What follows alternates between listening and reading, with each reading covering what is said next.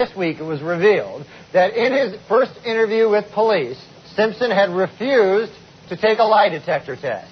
His reason? It detects lies.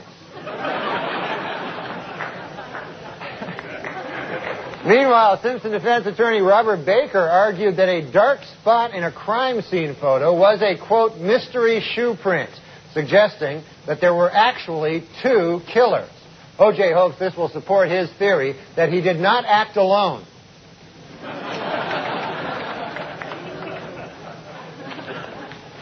President Bill Clinton and Russian President Boris Yeltsin have made tentative plans to meet early next year. According to the White House, the pair will use the meeting to resume their ongoing debate, drinking versus pot smoking.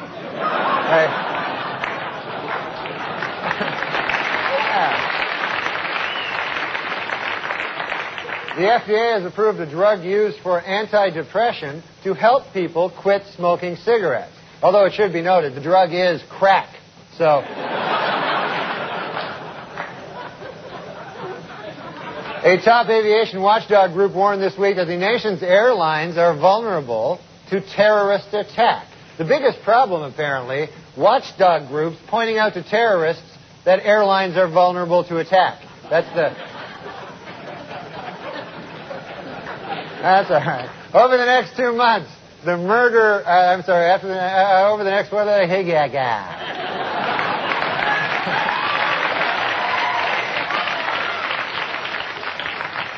Over the next 2 months, the number of Border Patrol agents in Tucson, Arizona will double to 49. Meanwhile, the number of illegal aliens sneaking into the country will hold steady at 100 million billion. So, did I screw something else up or something? Famed anthropologist Mary Leakey died this Monday at the age of 83. Leakey was buried near her home, where she will rest in peace until some nosy anthropologist digs her up in a couple of...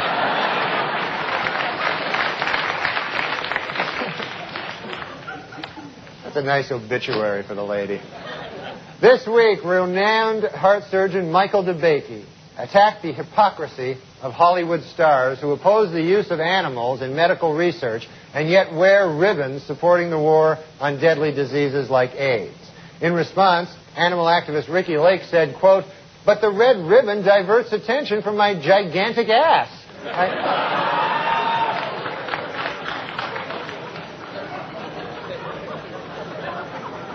If it wasn't for the red ribbon, people would notice my gigantic ass more.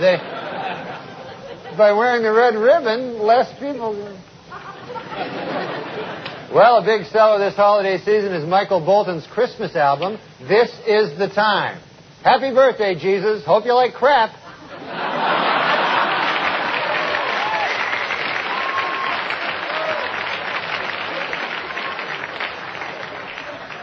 Once again, it is Christmas in New York, and while that means angry shoppers and tasteless decorations, you can flip that card anytime you want. It also means something more. Here with a fresh perspective on the meaning of Christmas are the stars of the upcoming movie Beavis and Butthead Do America, MTV's own Beavis and Butthead. This week, security guard Richard Jewell, who had sued NBC over comments by Tom Brokaw suggesting that he was the Olympic Park bomber, settled out of court with the network for an undisclosed sum. Meanwhile, the FBI has a new 800 number for tips on the case. And curiously, the first call was from Mr. Jewell, who suggested that they check out Tom Brokaw. This week, the chairman of the board, Frank Sinatra, turned 81 years old, and he was honored by having the Empire State Building lit in blue.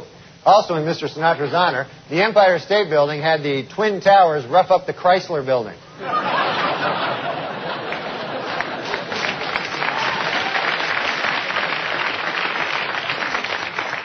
Grocery and department stores across America have added reserved parking spaces for expectant mothers.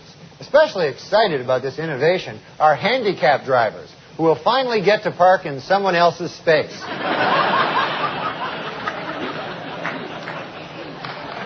In a recent interview, actress Goldie Hawn says that she does not mind if the man she's married to cheats on her, explaining, quote, "Sexual experimentation is a basic need of all men."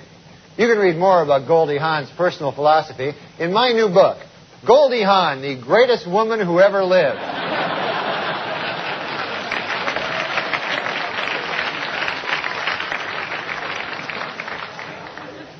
And finally, the #1 selling doll this Christmas is Tickle Me Elmo.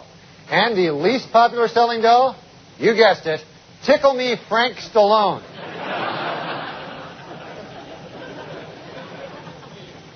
Jesus. Good night, everybody. Thanks. Weekend Update with Norm Macdonald.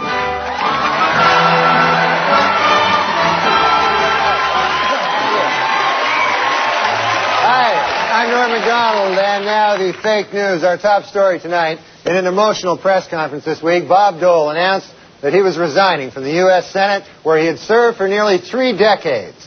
Dole said he regretted leaving the Senate, but needed to focus all his energies on a goal many had once thought impossible: getting Bill Clinton reelected.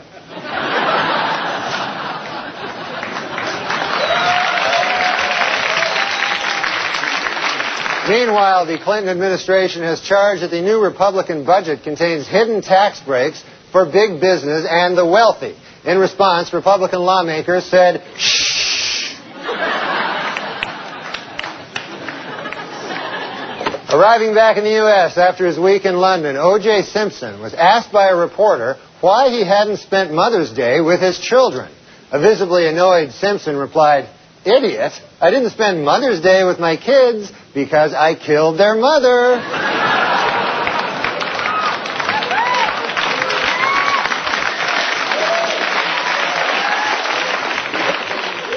While in England, where he spoke at Oxford University, Simpson had defended actor Marlon Brando's criticism of Hollywood Jews. Later, from his island hideaway, Brando sent O.J. a telegram which read, "You're not helping."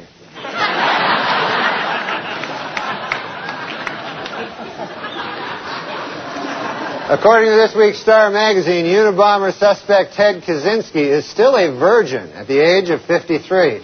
This isn't too surprising when you consider that Kaczynski's best pickup line was, "My dirty wood shack or yours?"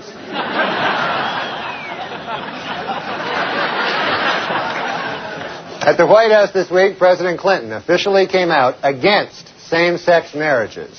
What's more, the president said he is not too crazy about opposite-sex marriages either.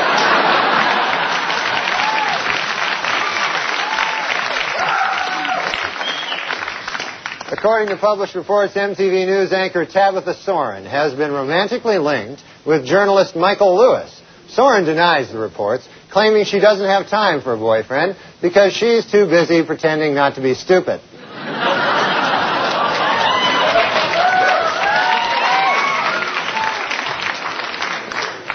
It was revealed this week that mass murderer Richard Speck, while serving a life term in prison, was videotaped with hormone-induced breasts, snorting cocaine, and having sex with a man. The film was apparently made with prison video equipment and a $300,000 grant from the National Endowment for the Arts.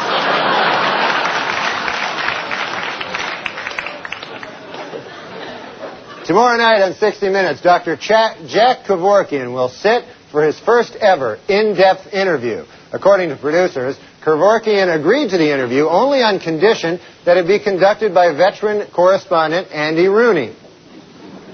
Wait. Don't do it, Andy. It's a trap. It's a trap.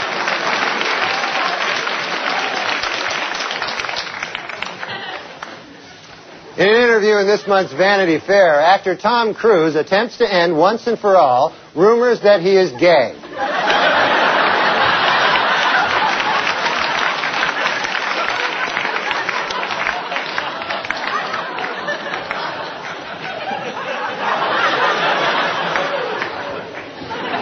While performing in New York this week to a packed audience, Yoko Ono shocked the crowd by tearing up a Bible. Most shocking of all, Yoko Ono performed to a packed audience.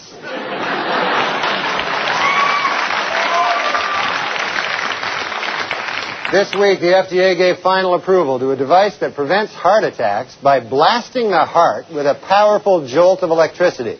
If the device works properly, you will not have a heart attack. If it doesn't work properly, you will have a giant heart attack.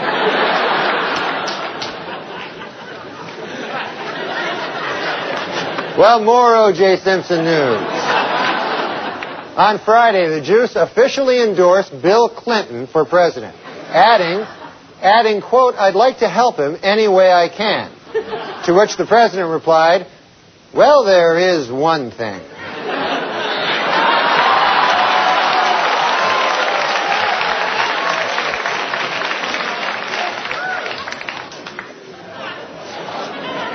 And finally, tonight we at Weekend Update salute a fellow journalist on his retirement. John Tesh is leaving his job in Entertainment Tonight in order to concentrate on making horrible, horrible music. We'll miss you, John. And that's the way it is. See you next year, folks. Have a good summer.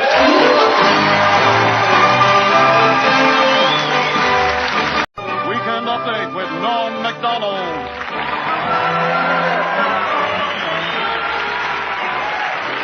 Thank you. I'm Norm MacDonald, and now the fake news. Our top story tonight, a shocking new development in the O.J. Simpson case. Late this afternoon, a high-ranking official in the Los Angeles Police Department admitted to Geraldo Rivera that the police did conspire to frame O.J. Simpson for the murders of Nicole Brown and Ron Goldman.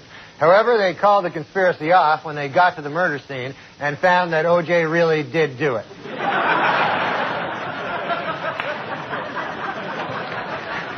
On Thursday, Congress gave final approval to a sweeping new anti-terrorism bill. The new law permits foreign terrorists to be deported, limits federal appeals on death sentences, and allows for the immediate arrest of any Harvard graduate who lives in a dirty wooden shack.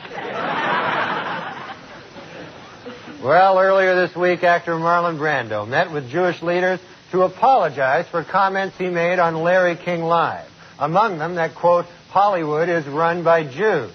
The Jewish leaders accepted the actor's apology and announced that Brando is now free to work again.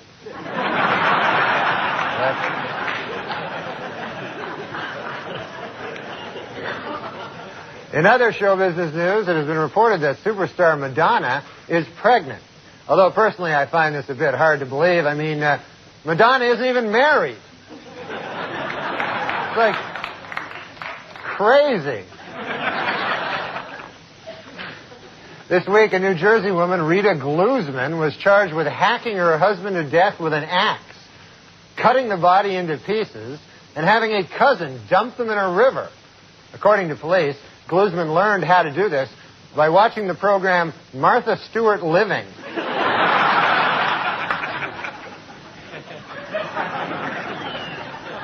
In a highly unusual ruling, the California State Supreme Court declared this week that O.J. Simpson attorney Alan Dershowitz is, quote, "one ugly bastard."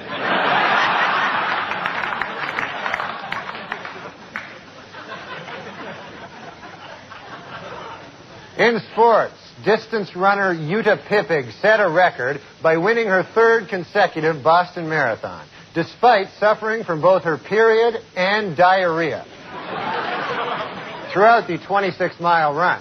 In addition, Pippig also set a record for causing the most spectators to make this face at a Boston Marathon.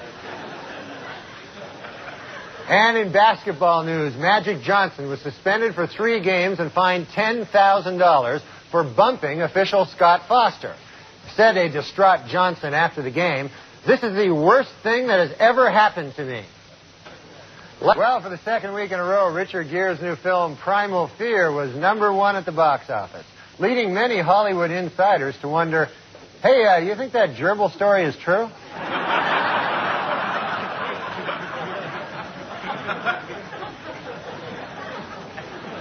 Magician David Copperfield has announced plans to open his own theme restaurant. The theme, I don't deserve my girlfriend.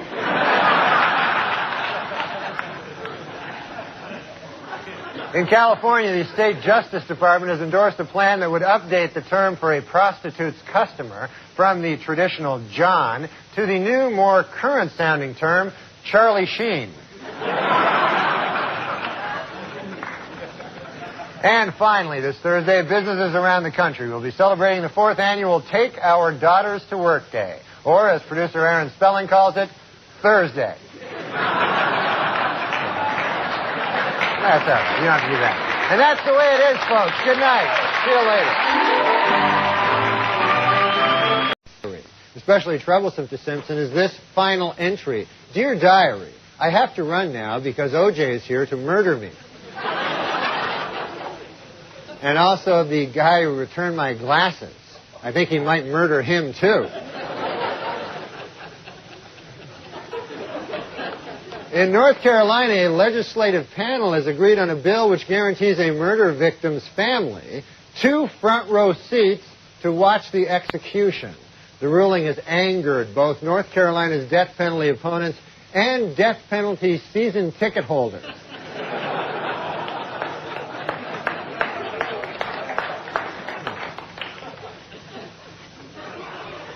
And in Fairbanks, Alaska, a new high-tech emergency phone system will give operators the name and address of anyone who calls 911.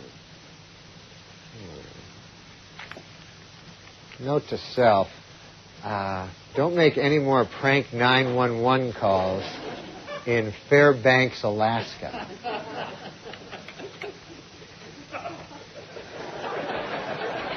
I know I have a pocket here somewhere. President Clinton this week declined an offer by Republicans to form a bipartisan commission to scale back annual increases in Social Security. Asked why he rejected the proposal, the president said, quote, personally, I like the idea of a bipartisan commission. However, the 2 Chinese guys who gave me $1 million, they didn't go for it. They just didn't like the idea. And in financial news, H.J. Heinz has announced plans to lay off 3,000 workers. According to company spokesman, employees who refuse to budge will be turned over and shaken vigorously until they slide out.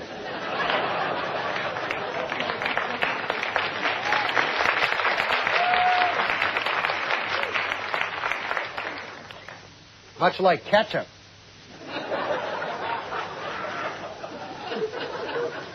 Well, St. Patrick's Day is almost upon us. Here with an editorial, my good friend Colin.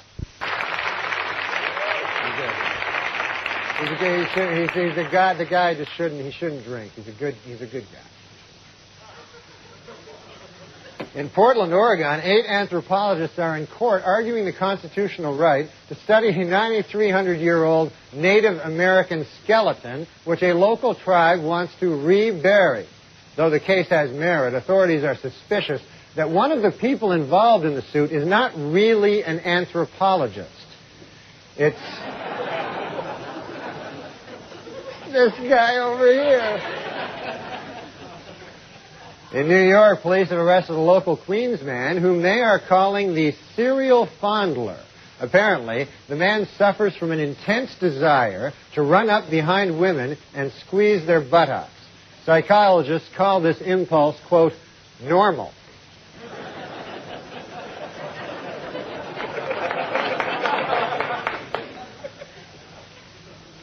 This week, the White House asked Congress to authorize $175 billion in funds for highway construction, mass transit, and other transportation projects. The President's plan has significant support in Congress, but many Washington insiders are wondering how exactly this benefits China.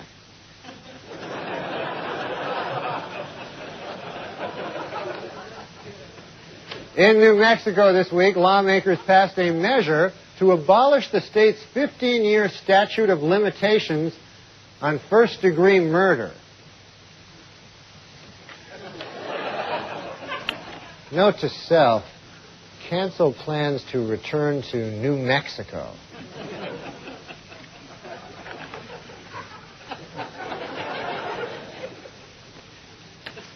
Asked recently what will set his new Batman film apart from its predecessors, Batman and Robin director Joel Schumacher said, quote, in this one, all the costumes will have nipples.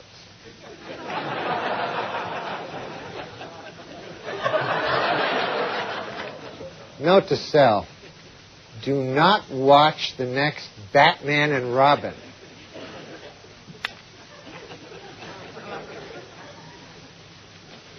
In Duluth, Minnesota, authorities suspect arson was to blame for a fire that destroyed a mobile home and killed 73 cats. The chief suspect so far? This dog.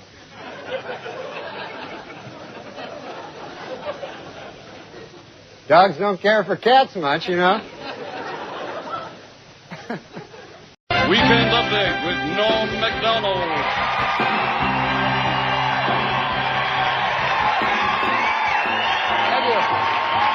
I'm Norm MacDonald, and now the fake news. Our top story tonight. Late this week, President Clinton and Russian President Boris Yeltsin met in Helsinki to discuss the sensitive topic of NATO expansion. For his part, Yeltsin stood firm, saying he must do what is right for Russia, while Clinton also stood firm, saying he must do what is right for China.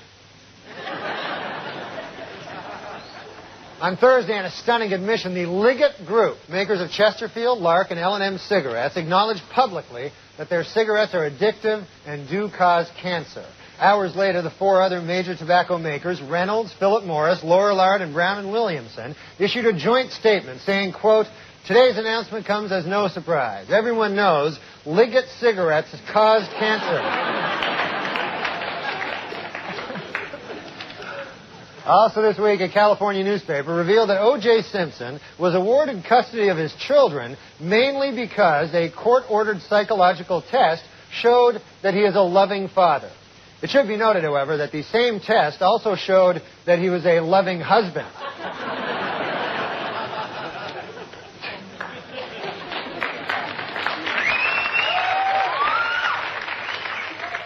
Following the surprise withdrawal of his nominee, Anthony Lake, President Clinton has chosen acting CIA Director George Tenet to head up the agency. Now all he needs is the approval of the House, the Senate, and this Chinese guy.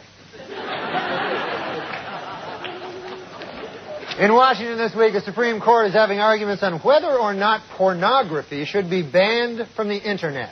According to veteran court watchers, 8 justices are leaning toward a ban, with 1 against. Gee, I wonder which one would be against a ban on pornography. Let me see now. They wouldn't do that. Meanwhile, at the University of Nebraska, computer scientists have developed a version of the Internet that is up to 100 times faster than the current system. According to analysts, those using the new system to log on to America Online will now be disconnected in 3/1000th of a second.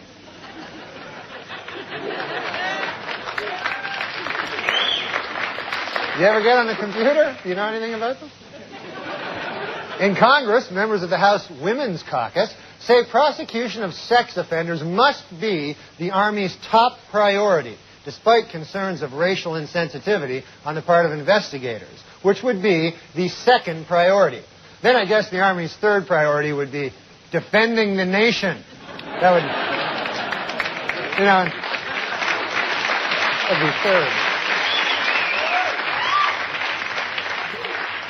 Well, this coming Monday is Oscar night, and 3 films, The English Patient, Secrets and Lies, and Shine, are locked in a tight race in the category Best Picture There's Not a Chance in Hell I Will Ever See. No interest at all in seeing those. A person who suffers 2 sharp, powerful blows to the head within a short period of time can suffer brain damage or even die. This, according to a new study in the medical journal Duh.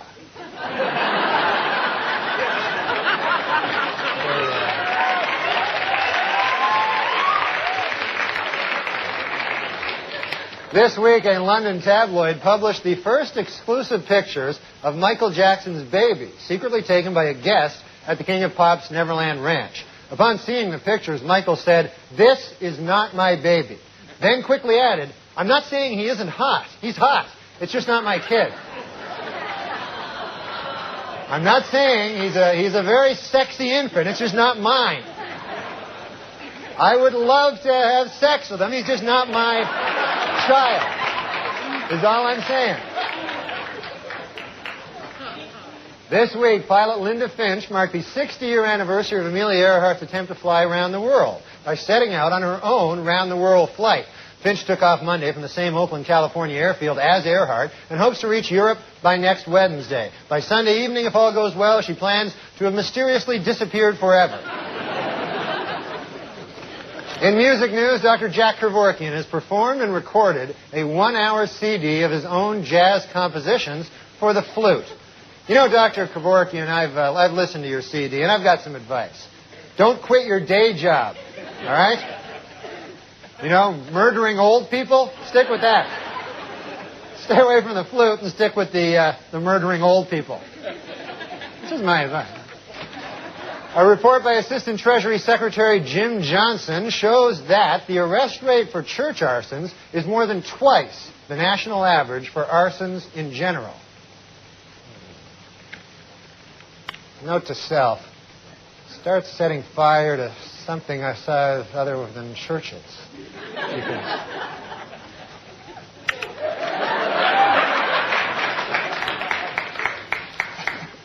Earlier today, the biggest auction ever of Beatles memorabilia took place in Tokyo. Among the one-of-a-kind items on the block were Paul McCartney's birth certificate, a white Mercedes-Benz owned by John Lennon, and rarest of all, a photo of George Harrison not looking haggard.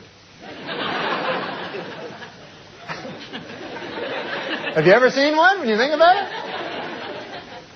And the British Sunday Times is reporting that Belgian doctors have accidentally cloned a human being.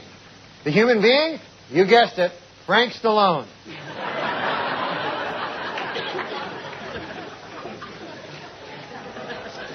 Well, Reader's Digest has released its 1997 list of the best and worst places to raise a family in the United States. The best place? Sheboygan, Wisconsin. While the worst place in America to raise a family, the Neverland Ranch.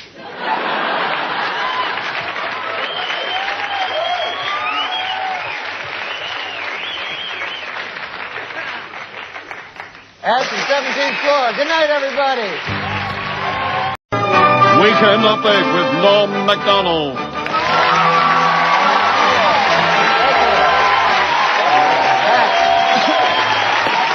Thank you very much. I'm Norm MacDonald. And now, here's the fake news. Our top story tonight. As new questions arise about Hillary Clinton's role in Whitewater, the president appears to be distancing himself from the First Lady. Earlier today in his weekly radio address, the president insisted, "Hey, I sleep with hundreds of girls. I can't vouch for all of them, you know?"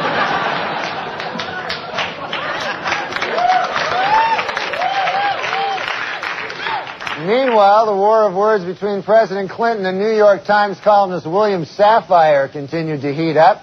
It all began when Safire called the First Lady a, quote, congenital liar. Clinton responded by saying Safire, quote, deserves a pop in the nose. Safire replied by offering to fight Bill Clinton, quote, anytime, any place. The president answered, quote, how about right now? Then hopped a plane to England and lit up a big fat joint.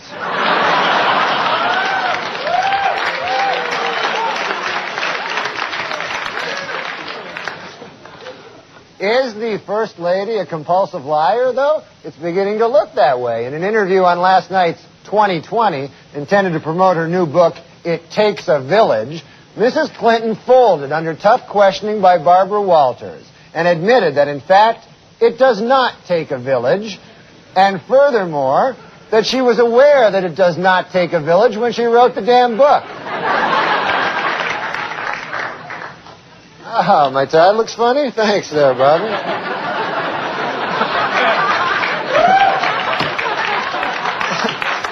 I think maybe that joke had bigger problems than the tie, but in an effort to raise money for his enormous legal bills, O.J. Simpson this week began marketing a video which attempts to prove his innocence. Should the tape not sell, Simpson has a backup idea, his very own video of the actual murders themselves.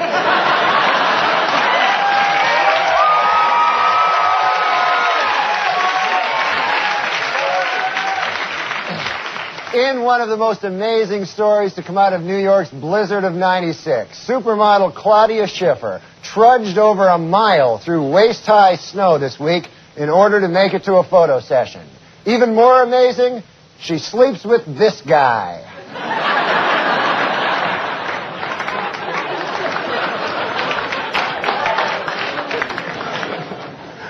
And in Boise, the Idaho State Medical Board has censured Dr. LeVar Withers after dozens of women alleged that he fondled them while their legs were up in stirrups. An angry Dr. Withers replied, "Hey, if I'm such a monster, why didn't they just go to another dentist?"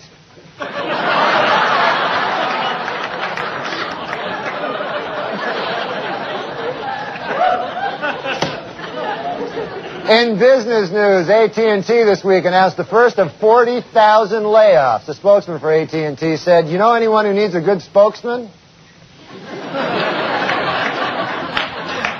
And in California, Christian Brando was released from state prison Monday after serving nearly 5 years for killing his sister's boyfriend. Meanwhile, his father, Marlon Brando, ate 9 pizzas.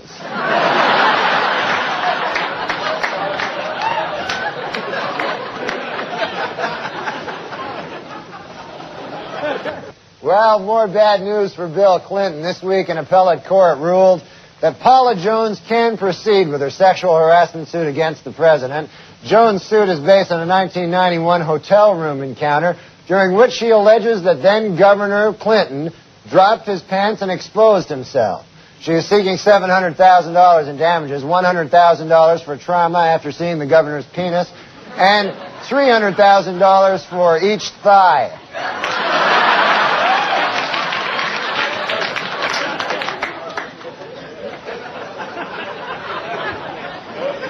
Officials at the Philadelphia Zoo report they have actually been able to preserve sperm from an endangered one-horned rhinoceros. The sperm will remain frozen at the zoo until Michael Jackson comes by with a check and picks it up.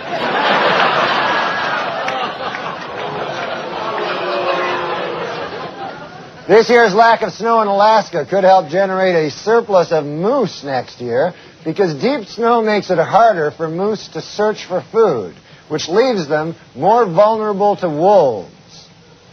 Or so the Germans would have us believe.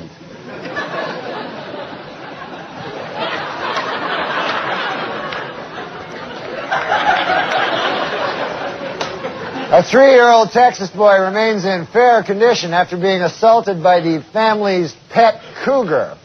No one knows why the attack occurred, but hey, how about because their pet is a cougar? How about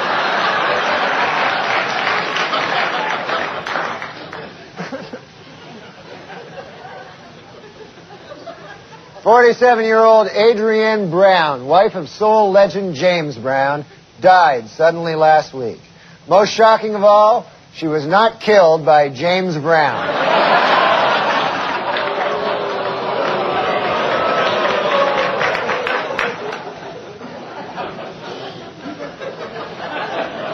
And in Polk City, Florida, a man had his stolen car returned, but the cremated remains of his father, the cremated remains of his father, are still missing. Don't I know it? Oh, yeah. That's right.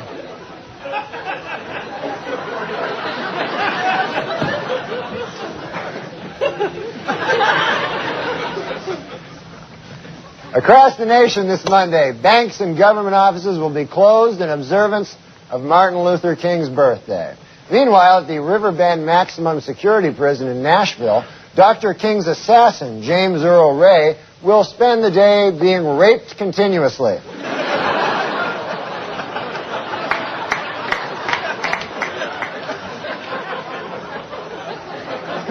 He's a bad guy, by the way, James Earl Ray, if you don't know that.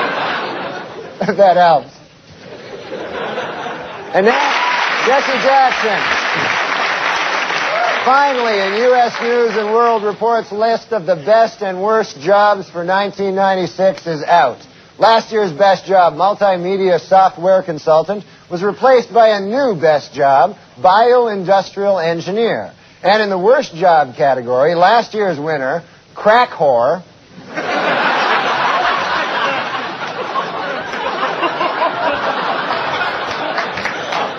has lost its spot.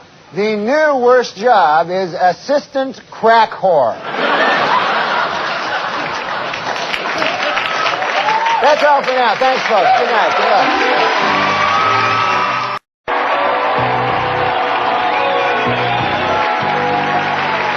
you.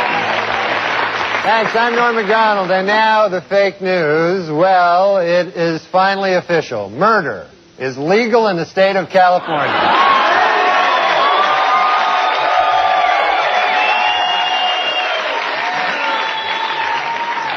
2 hours after the verdict, L.A. police had their first solid lead in the hunt for the real killers. A new witness has come forward who saw 3 men fleeing the crime scene the night of the murders. Police have released this sketch and would like to hear from anyone who has seen these 3 individuals.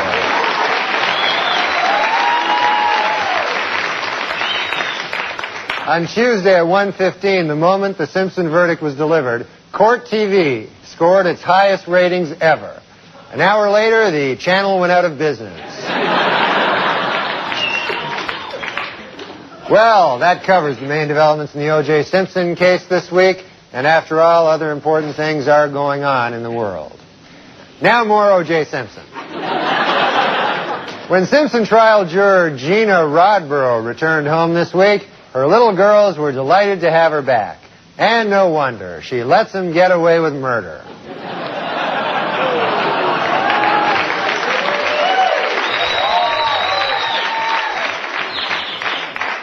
Meanwhile, in Washington, Mayor Marion Barry praised the verdict as, quote, wise and just. And he called upon people of all races to please get him some crack.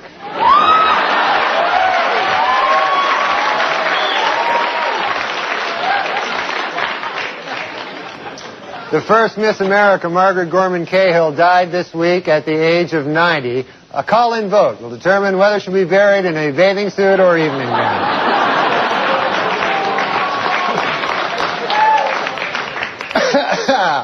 Sorry about that. And with the Pope in New York City, some of the New York City's greediest and most heartless con men are getting rich selling fake tickets to the Mass in Central Park.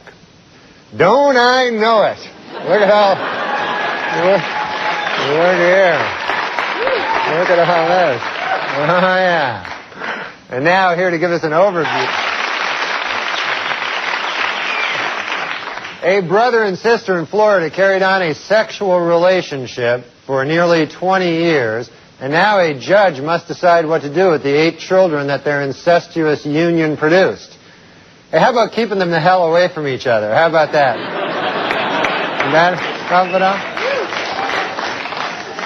Here is the answer to last week's Update News quiz. The world's sexiest man is the one on the right. That's the one on the right. So nobody won, so the jackpot is now up to $500. Well, the long-running TV series The Love Boat is being made into a big-screen feature by New Line Cinema. The producers have announced that the entire original cast of Gavin MacLeod, Bernie Capel, Fred Grandy, Ted Lange, Lauren Tweez, and Jill Whalen will have to pay $7.50 to see the movie just like everybody else.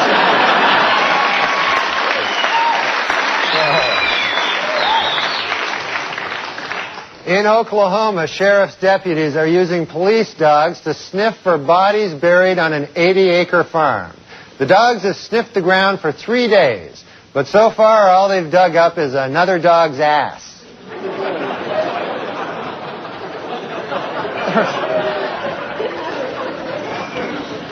To mark its 75th anniversary, General Mills will abandon its traditional image of Betty Crocker and unveil a new multi-ethnic Betty Crocker, whose likeness will combine the features of 75 different kinds of women. Here she is.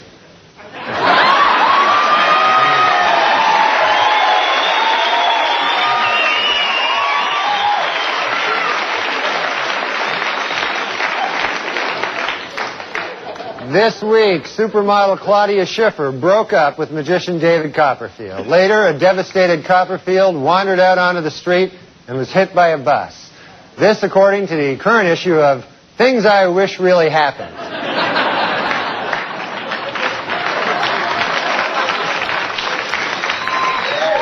According to a recent survey, the best-tasting water in New York State comes from South Huntington on Long Island. And the worst-tasting water comes from Lou Reed's bong.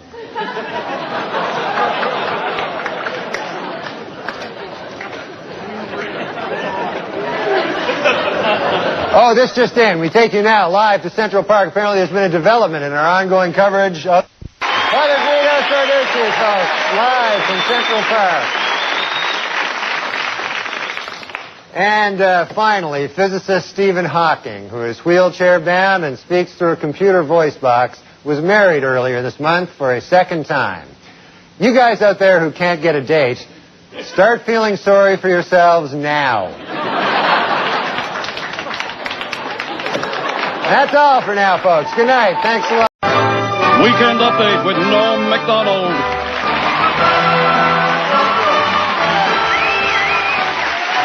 Thank you. Thanks. I'm Norm MacDonald, and now the fake news.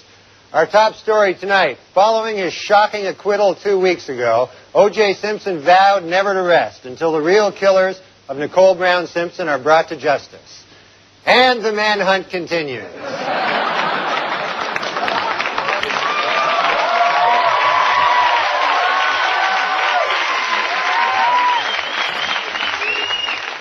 Meanwhile, this week, O.J. took girlfriend Paula Barbieri to see the erotic murder mystery Jade. Other moviegoers took the couple's presence in stride, though they did become uncomfortable when O.J. repeatedly shouted out, "You call that a stabbing?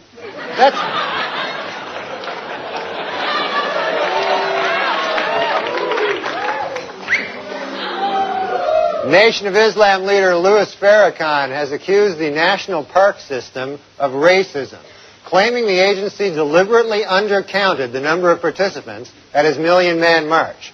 A spokesman for the Park Service denies the charge, saying, quote, "Our estimate is based on state-of-the-art aerial photography. We stand by our number. Heil Hitler."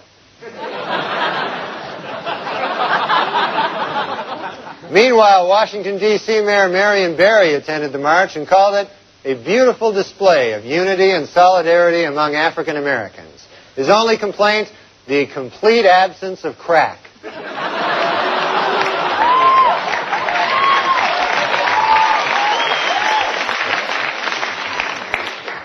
The Menendez brothers are back in court.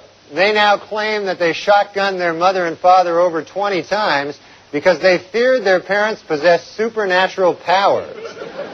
Though they now admit, looking back on it, they were probably wrong.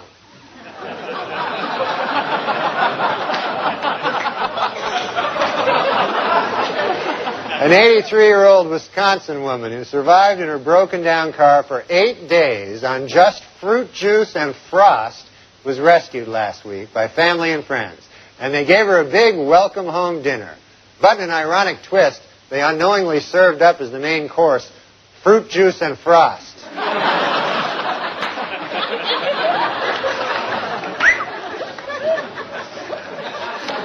Polygram Records has acquired half of Entertainment Tonight host John Tesh's music label, paying Tesh $8 million for the right to distribute his new age music worldwide.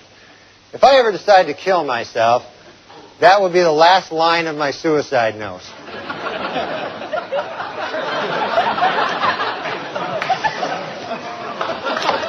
And now, ladies and gentlemen, last Tuesday in Mexico's election for the regional assembly, leftist opposition party thugs burned ballot boxes, detained election officials, and threatened voters with violence. Mexican authorities are calling it their most successful election ever. President Clinton was in Austin, Texas last Monday, the day of the Million Man March. The president said in a speech, "I am here to speak to you today because right now in Washington, D.C., there's like 1 million black guys."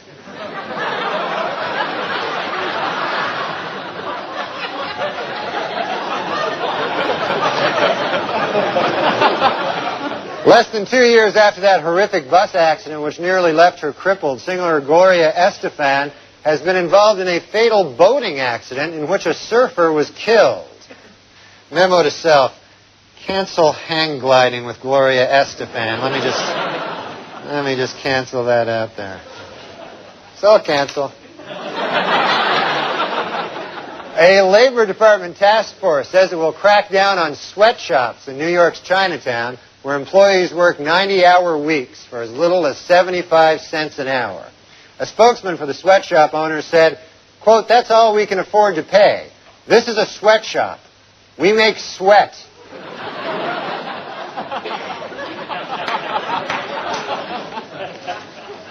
In Arkansas, a 25-year-old man has been arrested for going door to door, attempting to trade sticks of dynamite for sex or drugs.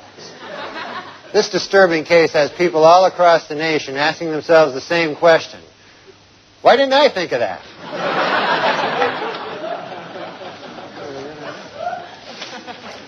Angry over the Atlanta Braves and Cleveland Indians' use of Indian caricatures as logos, Native Americans showed up at the World Series tonight. They chanted for hours to protest Indian stereotypes, though it didn't help their cause any when it started to rain.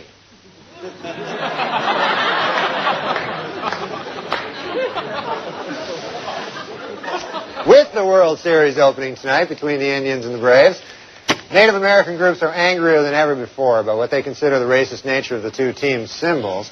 Here with a comment from the Nagels Flying. And finally this week, Jeanne Calment of France turned 120 years, 238 days old, making her the oldest person who has ever lived. And though she can no longer shop for herself, see friends, or even get out of bed, she still has enough strength to say, "Oh God, I want to die."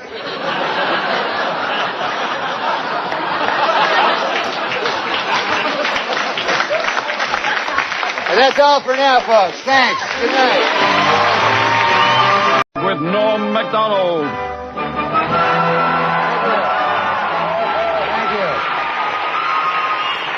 Thank you. Hi, I'm Norm MacDonald, and now the fake news. Our top story tonight, according to a report out this week, O.J. Simpson is still extremely angry that Robert Shapiro began writing a book while he was defending the football legend. However, Simpson is extremely pleased that he got away with killing his wife and that waiter.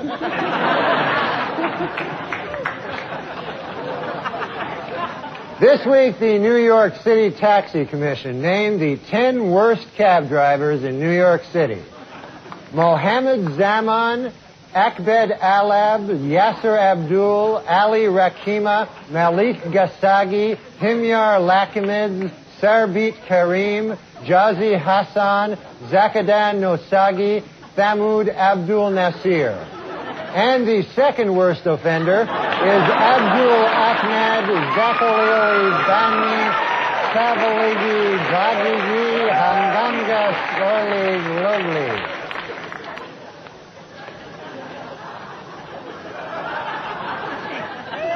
Two 23-year-old women in China this week have set a record, living 12 days in a room with 888 deadly snakes. They now hold a place, a coveted place, in the Guinness Book of World Retard.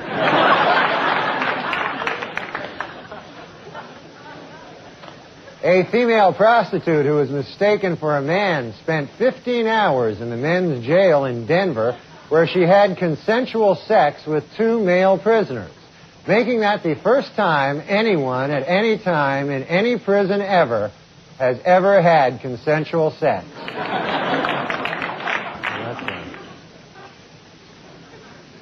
Michael Gold, an unemployed drifter, has been stalking model Naomi Campbell now for 2 years. He has been screaming obscenities, spitting, throwing garbage, and threatening to kill her. Well, after 2 long years, Naomi finally gave in. The couple will be married in June.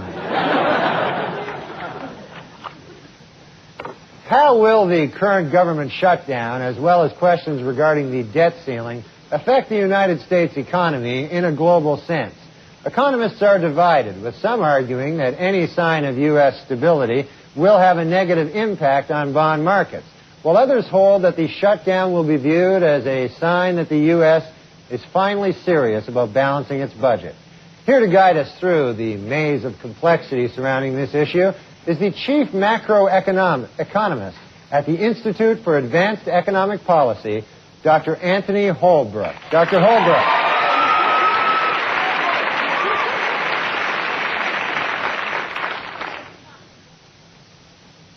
Stern rules.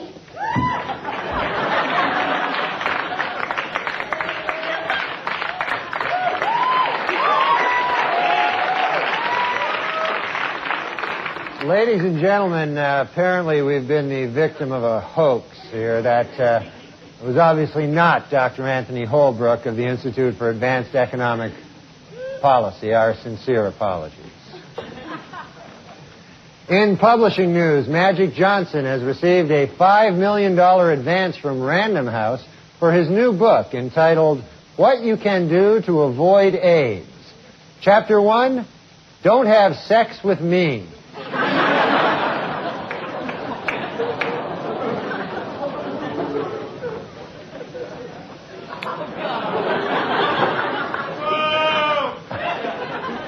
Actor Luke Perry says that his departure from the cast of Beverly Hills 90210 this week had nothing to do with artistic or personal conflicts.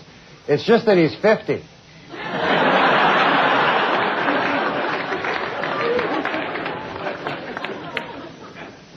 In New Orleans, Antoinette Frank, an ex-police officer on death row for triple murder, said she knows nothing about skeletal remains that were found under her former home. But then, after thinking about it, she said, "Oh, that guy, yeah. He's the guy I killed and put under the house." Yeah, just slipped my mind. Sure, I remember that, yeah.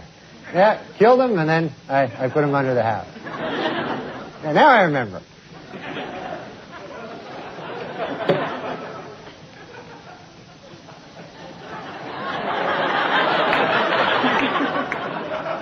Kentucky Fried Chicken has announced its second annual Salute to Mother's Day greeting card contest. You all remember last year's winner, To Mom. Roses are red, violets are blue. Eat lots and lots of fried chicken.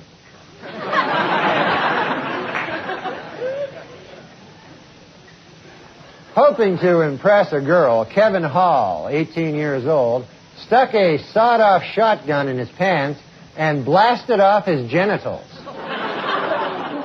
You know, I don't know the girl, but I'm guessing that the stunt didn't work.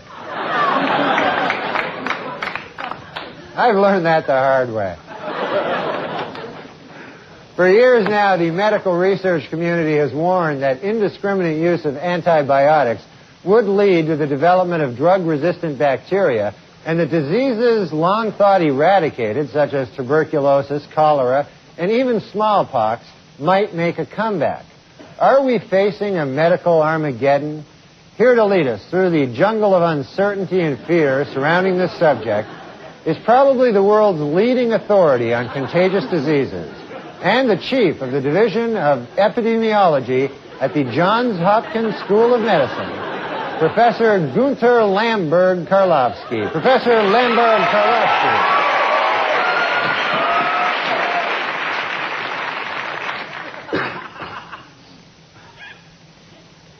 General!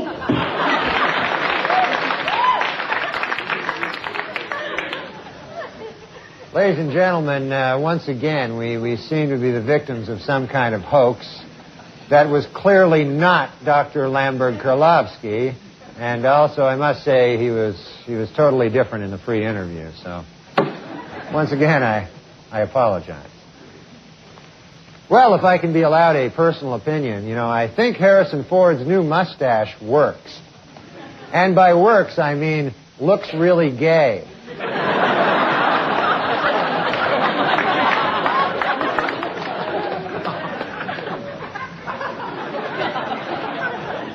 In what is considered a remarkably short period of time, the head of the Federal Advisory Board, Dr. Peter Mellman, has given speedy approval to a controversial new anti-obesity drug. It should be noted, however, Dr. Mellman's wife is a fat pig.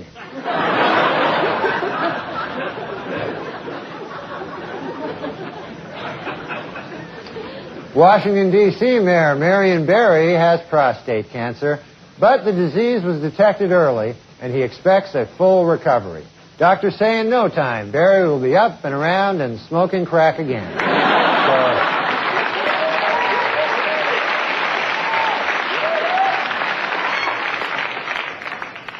Woody Allen is to be the subject of a documentary film which will follow his jazz band on its 1996 tour.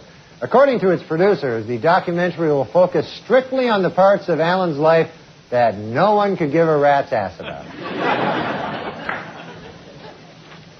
A new book claims that Madonna once smeared peanut butter all over John F. Kennedy Jr.'s body and then licked it off, which just goes to show you Madonna's a whore.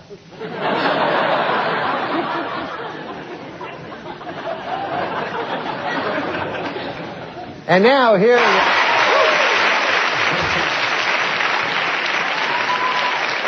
Okay, and finally next Thursday, Americans everywhere will celebrate the holiday of Thanksgiving, or as turkeys refer to it, Murder Day.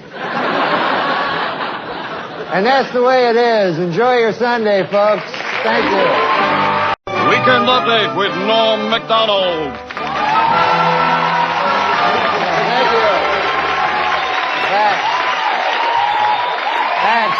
Thank you. I'm Norm MacDonald, and now the fake news. Our top story tonight, 20,000 American troops are on their way to Bosnia, but President Clinton has vowed, quote, "This will not be another Vietnam." Adding, "For one thing, I won't be in England leading peace demonstrations and cheering on the enemies of our country." In an attempt to reassure critics of the president's Bosnian policy, White House press spokesman Mike McCurry stressed that the administration does not intend that America be the world's policeman. He did acknowledge, however, that the Marines had just pulled over the country of Brazil for speeding.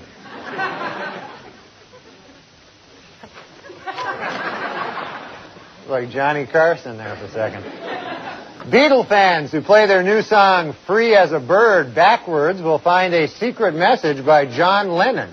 The message, "This song sucks."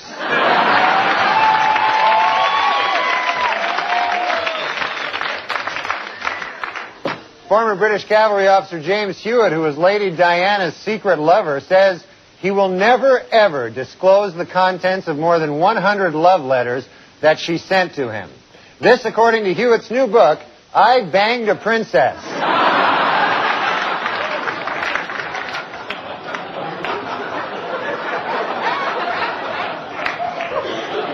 After years of research, a team of biologists has succeeded in altering the genetic structure of mice to create a new breed of larger, hairier, more violently aggressive mice. They call their new creation the rat.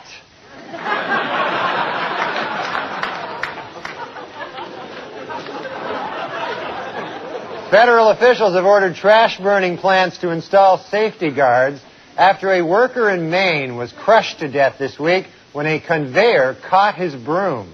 Also, big signs will be placed on the compactors which say, if your broom gets stuck in the conveyor belt and you are about to be crushed, let go of the broom.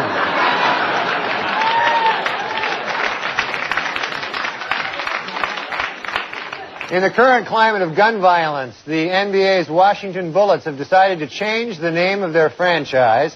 When several D.C. politicians were asked for their suggestions, President Bill Clinton said the Presidents would be a good name. Senator Bob Dole said the Senators. And Mayor Marion Barry said, I'll be with you in a minute right after I smoke some crack.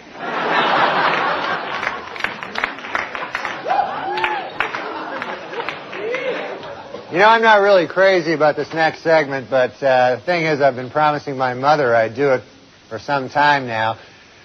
Here now with a political comment, Majeski, 6 months after he scaled the White House fence to shoot the president.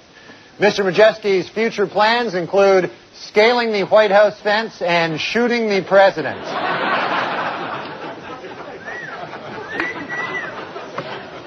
In Niagara Falls, Arthur Curley has been charged with trying to make his girlfriend swallow a small brass bear, then urinating on her and setting fire to the oxygen tube that she uses to treat her emphysema. Read all about this kind of relationship in the new book, Men Who Make Their Girlfriends Swallow Brass Bears, Urinate on Them, and Set Fire to Their Oxygen Tubes, and the Women Who Love Them. A down-and-out O.J. Simpson, depressed that all of his money-making ideas have failed, has decided to go back to doing what he does best, killing people.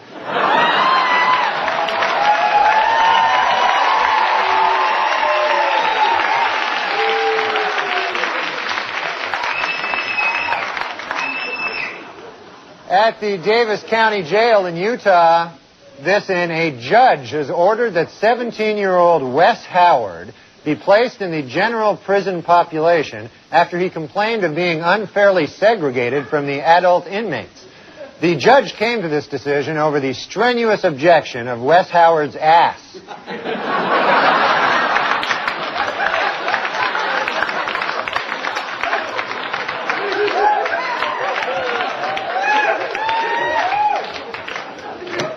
In a special ceremony sponsored by Publishers Clearinghouse, 16-year-old Amber Kambangan has been awarded $10,000 for her tireless work to feed the homeless. Although the young girl said that she would trade it all in a second, if only she could get a shiny new Lexus instead. And finally, this Christmas, Santa Claus will be starting a new look at up-to-date shopping malls around the country. They will now feature black Santas, Asian Santas, Hispanic Santas, and even Middle Eastern Santas. It is all part of a program to make little children cry. And that's it.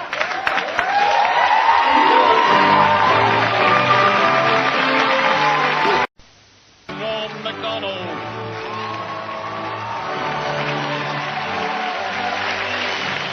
Thank you. I'm Norm Macdonald, and now the fake news. Moments after the Bosnian peace treaty was signed in Paris, grenades rocked Sarajevo, killing 6 people. Asked if the renewed violence raises questions about the ceasefire, President Clinton hopped a plane to England and lit up a big fat joint.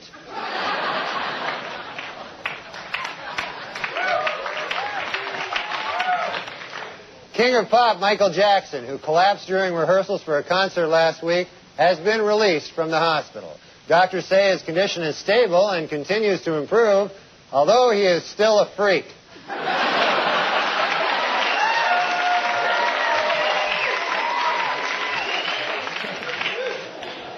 At a tearful press conference Thursday, Utah Congresswoman Enid Waldholtz blamed her financial troubles on her husband, alleged embezzler Joe Waldholtz. The Congresswoman says she was blinded by love for Mr. Waldholtz, who, when they first met, claimed that he was not an embezzler and also that he was not a big fat guy.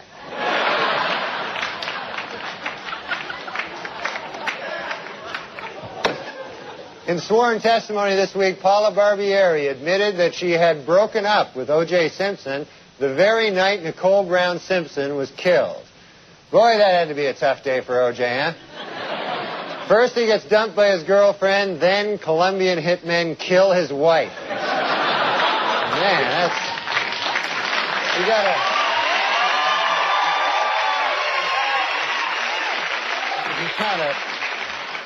feel for the guy. Former Oregon Senator Bob Packwood announced this week that he plans to start a consulting business on Capitol Hill. A spokesperson for Packwood's new firm, Maureen O'Donnell, said, hey, let go of my ass.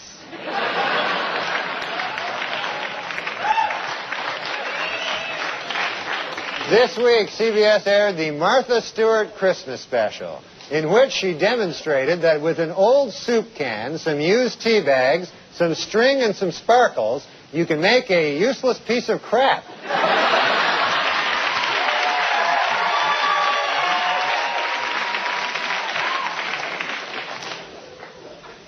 Frank Sinatra turned 80 this week. Frank Sinatra.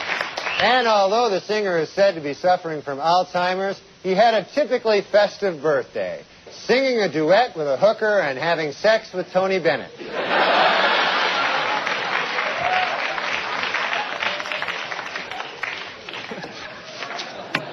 Probably going to end up in Jersey with a meat hook up my ass, but it was a good trip. All right.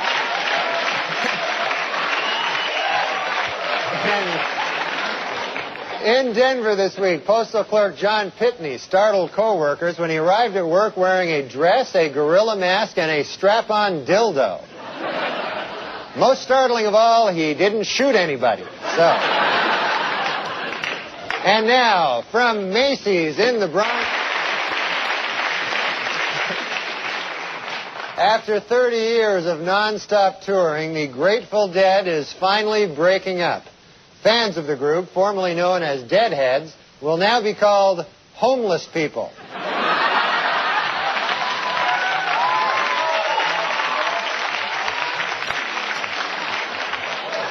In a recent interview, Jane Pauley recalled how back in the 70s, she coined the phrase bad hair day. In another recent interview, Larry King recalled how back in the 70s, he coined the phrase bad face day.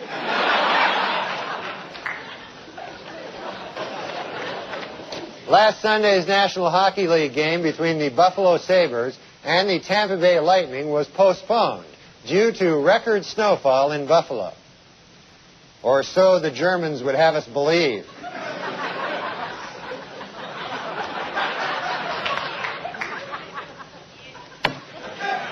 Recent studies indicate the number of people getting the AIDS virus appear to be declining sharply.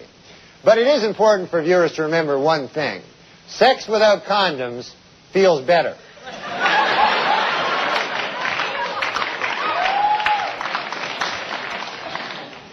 And now I have to say this. It should be noted, however, I have no idea what I'm talking about. 18-year-old Julie Waszczak will be going to Paris after winning an essay contest sponsored by the Dayton Daily News. She won for her essay, which was entitled, "Why I Want to Go to Paris with Some Old Guy from the Daily Dayton News." The Dayton Daily News. Like that would have helped. Okay. Hollywood prostitute Divine Brown has written a book describing in lurid detail exactly what she did with Hugh Grant. The book sells for $25, but for $35, she'll show you.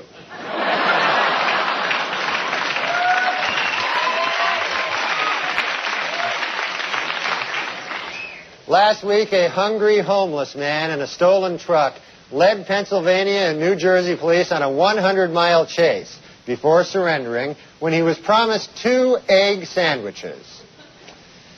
When are we going to stop negotiating with terrorists? It's just ridiculous. In Massachusetts, the state legislature will vote this week on whether to ban body-grabbing animal traps. Nervously awaiting the vote is the inventor of the body-grabbing trap, former Senator Bob Packwood.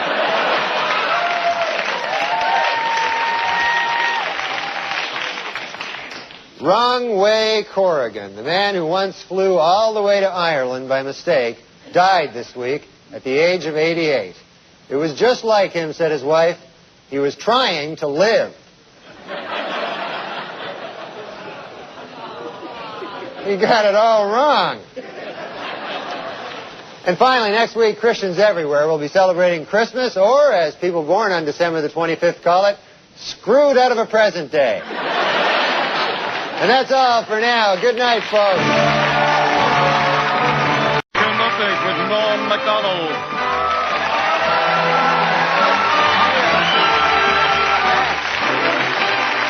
Thank you. I'm Norm Macdonald, and now the fake news, our top story tonight. The nation is still reeling from Thursday's bombshell announcement that Lisa Marie Presley has filed for divorce from Michael Jackson. According to friends, the two were never a good match. She's more of a stay-at-home type, and he's more of a homosexual pedophile.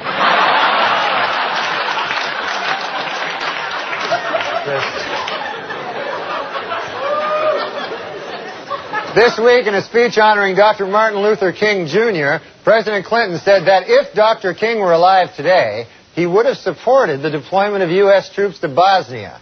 Later, when asked how he could use the late civil rights leader's name in such a self-serving manner, Clinton hopped a plane to England and lit up a big fat joint.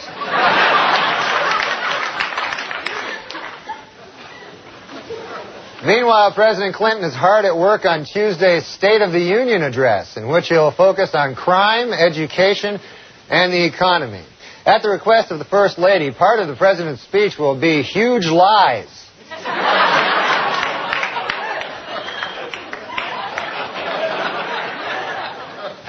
This week on NBC's Dateline, 3 members of the Simpson jury explained their not guilty votes and argued that if Simpson had killed his wife, there should have been blood stains all over his gate, front door, and light switches. Also this week, Simpson friend Al Cowlings released his video, How to Get Blood Stains Off Gates, Front Doors, and Light Switches.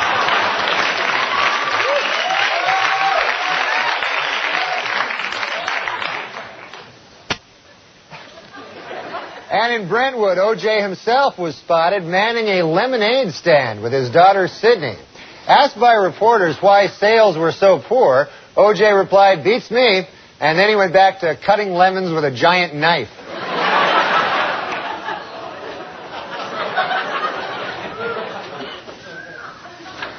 Well, bad news for ice cream moguls Ben and Jerry. This week, the Food and Drug Administration banned their newest flavor, Ben's back hair.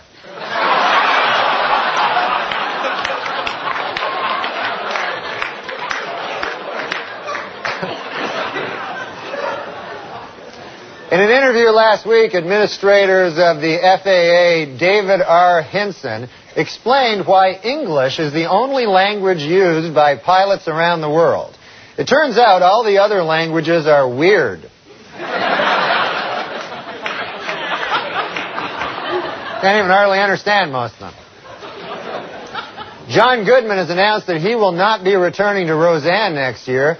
So how will the show get rid of him on screen? Well, insiders now say that over the last few episodes of the season, Roseanne will gradually eat him.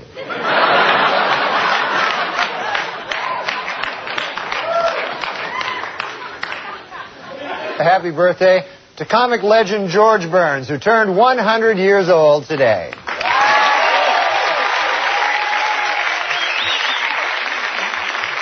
You know, I don't know the secret to his longevity, but I think I speak for all of us when I say I hope Pauly Shore doesn't know it either.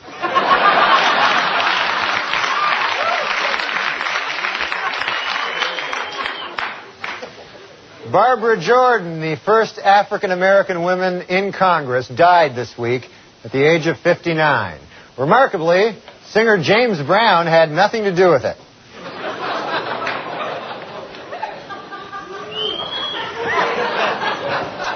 Eric Etheridge, editor of George magazine, has quit over policy differences with the publication's editor-in-chief, John F. Kennedy, Jr.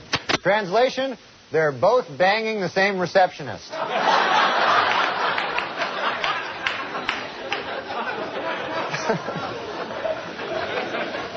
Finally, legendary pool hustler Minnesota Fats passed away Wednesday. You know, now he's probably up in heaven, racking them up for a game with St. Peter.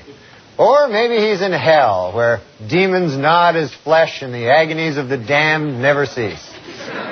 Either way, he'll be missed. And that's all for now, folks. That's the way it is. Good night. Big with Norm Macdonald.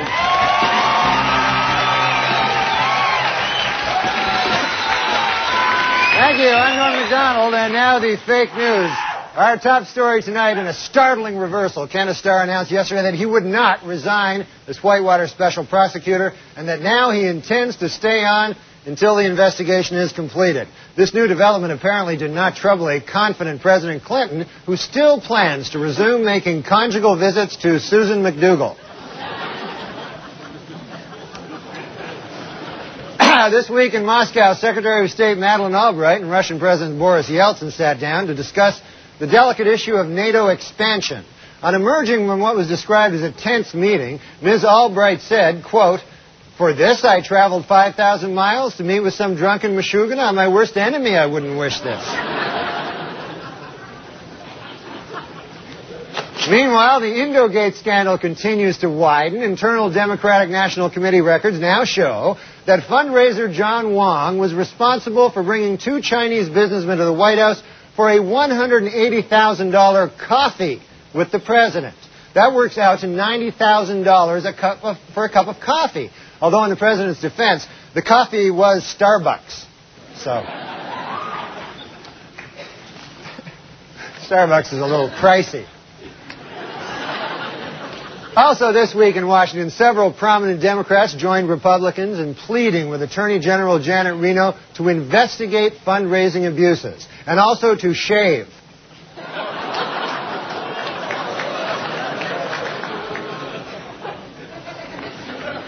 At a book signing in New York this week, Fred Goldman once again offered to forget the millions owed to him by O.J. Simpson if he would simply admit to the Brentwood murders. A visibly annoyed O.J. responded, "Why in the world would I do that when I have no intention of paying you anyway?"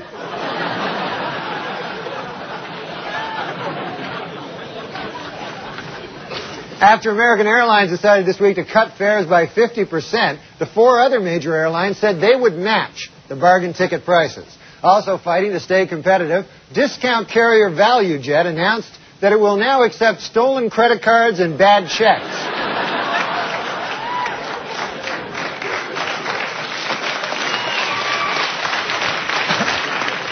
Michael Jackson has reportedly stepped right into his new role as a dad, spending many hours a day with his newborn son, doing the changing, the burping, even the breastfeeding. So that's nice when a fella does that. In Wisconsin, students at Menominee High School are desperately fighting efforts by the politically correct to change their team nickname the Indians.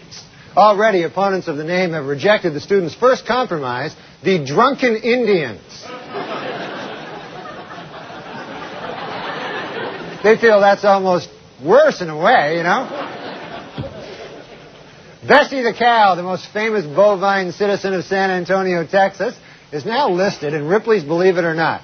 That with Norm Macdonald.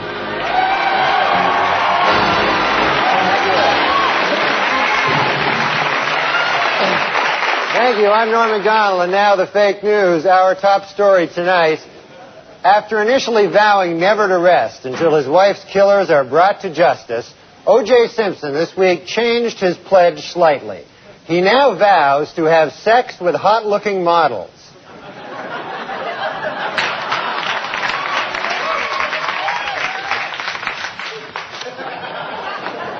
Simpson had been discussing marriage with girlfriend Paula Barbieri, but reportedly she has called the wedding off. Her fear was that if they married, she would be brutally murdered. And then someone would try to pin it on O.J.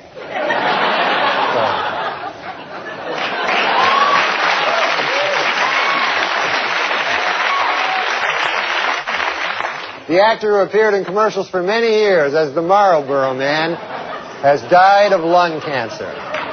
Asked if he contracted the disease by smoking, a spokesperson for the tobacco industry responded by saying, "What's that behind you?" then ran away.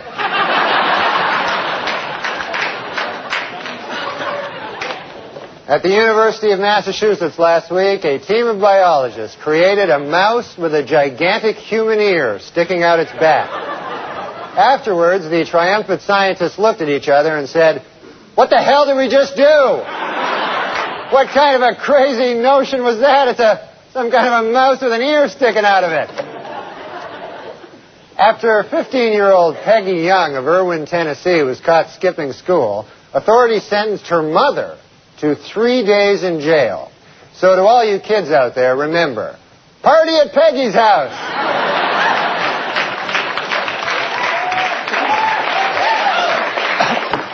Talk show host Ricky Lake has announced that she will finally publicly apologize for her role in a destructive anti-fur demonstration. Then she will eat a huge can of frosting.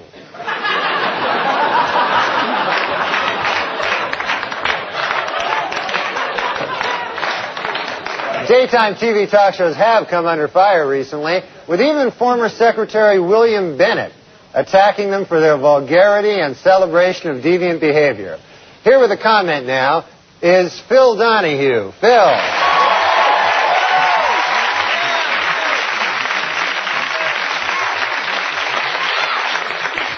Well, it has finally happened. The Sally Jesse Raphael Show has replaced Donahue in several major markets, including New York, leaving many of us not a little unconcerned about where we are headed as a society. Joe Average is sitting there with his beer. He's got his remote control, and he's watching Sally Jesse Raphael and Jerry Springer and Richard Bay and Jenny Jones. And I mean hard copy and current affair and American Gladiators and Charlie's Angels, Bionic Woman, and, Meanwhile, we've got a Republican Congress, and the generals in the Pentagon are building B-1 bombers, and flag is flying everywhere. It's the 4th of July, and Mom and Dad and Yankee Doodle. I'm a Yankee Doodle dandy, and God's in his heaven, all is right with the world, and meanwhile, blacks can't register. The Cuban missiles are pointed at our shores, and ketchup is a vegetable.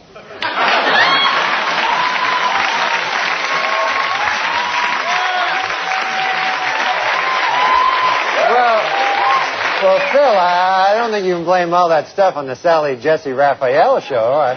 Norm, you Republicans, you whine more than anyone I have ever seen. I mean, come on. They're up there in their ivory towers with their Cadillacs and riding mowers and your big screen TVs, and you're watching Sally Jesse Raphael. If you cannot stand the heat, my dear good man, get out of the kitchen.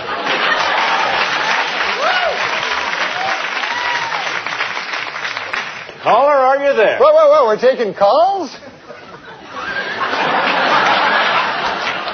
Is the caller there? Hi. Phil, this is Sally Jesse. I just want you to know that I'm an admirer of yours, and I hope there are no hard feelings. But, I mean, caller, are you not being more than a little unpatronizing? We started Donahue in Dayton, Ohio in... I'm sorry, Phil. That's my other line. Hang on.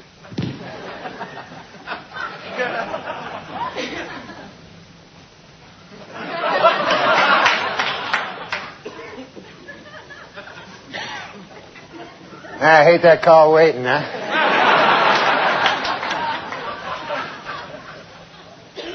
It is more than a little annoying. I'm sorry, Phil. Look, I'm going to have to take this caller. Are you going to be there for a while? No, he won't be here. No. I guess not. No, he's got to go. Well, anyway, keep your chin up. What a bitch. Phil Donahue, everybody. Phil Donahue.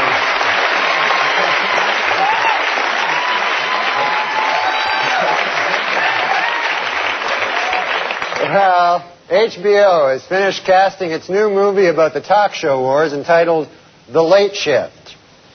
Tapped to play Jay Leno is Daniel Roebuck. The part of David Letterman will be played by Michael Higgins. And the part of Arsenio Hall will be played by Arsenio Hall.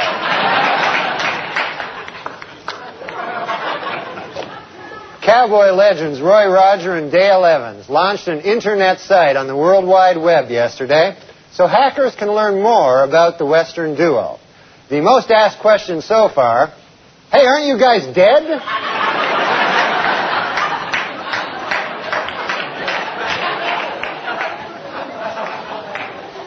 In baseball news, Yankee captain Don Mattingly may be headed for Japan. Sources say that he's excited about the chance to play overseas, particularly in a league where he would have the biggest hog.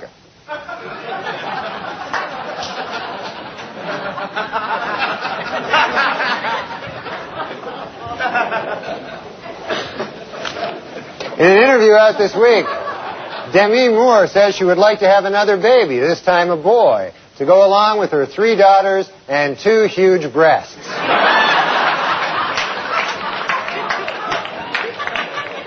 In the mating ritual of bees, the male follows the female around, biting, slapping, and screeching until she lets him have his way with her. Nearly every time a male orangutan encounters a female, he rapes her. Among sea otters, males often grab a female's snout with their teeth or claws and drown her while attempting to mate. These stories and much more in the new book, I'm Not So Bad, by former Senator Bob Packwood.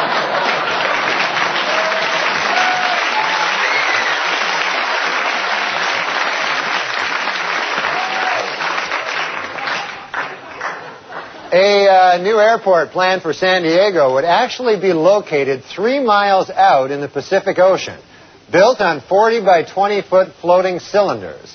It's all part of a plan by city officials to have a huge disaster.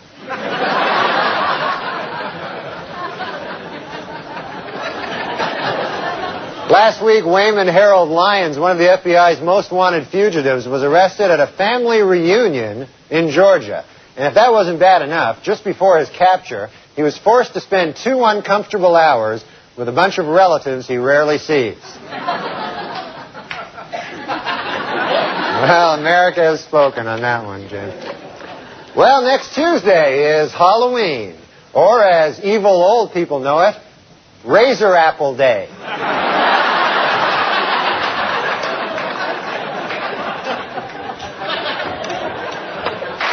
Okay.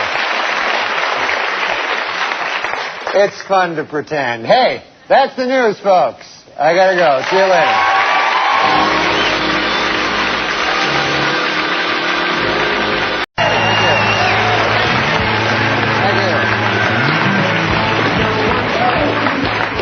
Thanks. I'm Norm Macdonald, and I'll be there for you. Well, the trial of the century is over. Late yesterday, the fate of O.J. Simpson, the most famous murder suspect in United States history, was placed in the hands of the jurors. They must now decide whether to free him or get all their heads cut off. Testimony during the final week provided some spellbinding moments. In a brilliant move during closing arguments, Simpson attorney Johnny Cochran put on the knit cap prosecutors say O.J. wore the night he committed the murders. Although O.J. may have heard his case when he suddenly blurted out, Hey, easy with that. That's my lucky stabbing hat.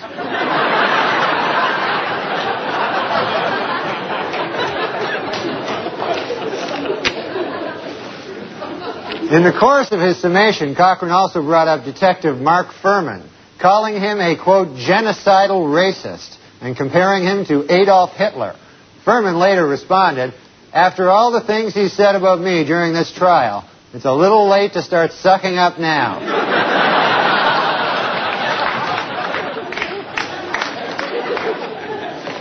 Meanwhile, Furman, who was expected to face disciplinary action by the LAPD, may get off lightly. Under the terms of a controversial plea bargain, the charges against him have been reduced to, quote, 1 count of using the word darky.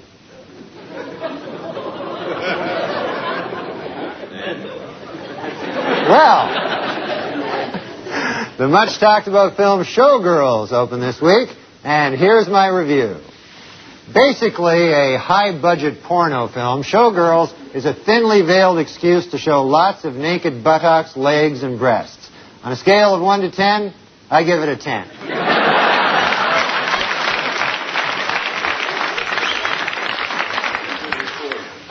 Texas millionaire J. Howard Marshall may have died 2 months ago, but as we see here, he and wife Anna Nicole Smith can still enjoy a romantic evening at home.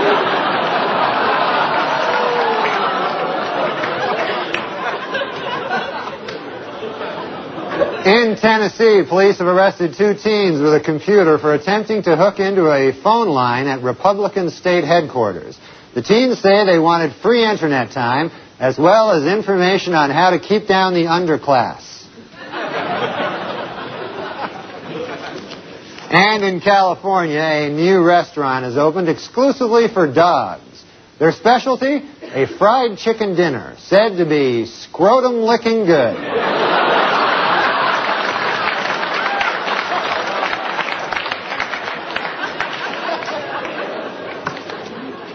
Former Wilson Phillips member Carney Wilson's new talk show kicked off this month. According to Carney, her show will be different from the others in that guests will be treated with respect and dignity. And then she will eat them.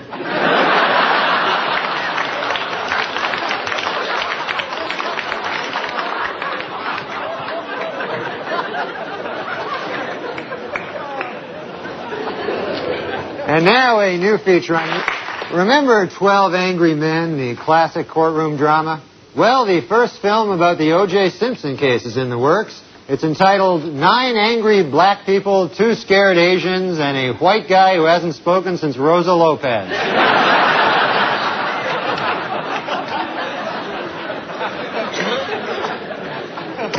In Carlsbad, Texas, a tanker truck crashed into a prison bus, injuring 16 inmates.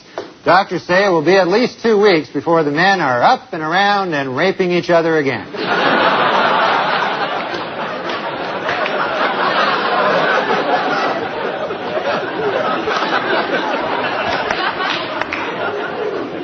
America's best-known atheist, Madalyn Murray O'Hair, is missing and hasn't been seen for weeks. Her family is asking everyone to not pray. And in music news, number 1 on the college charts this summer was Better Than Ezra. And at number 2, Ezra.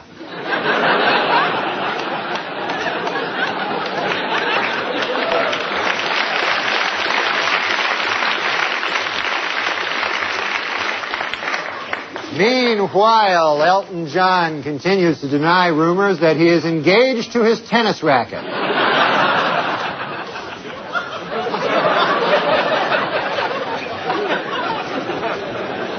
Finally, folks, next week, Jews everywhere will be celebrating the holiday of Yom Kippur, or as non-Jews refer to it, Wednesday.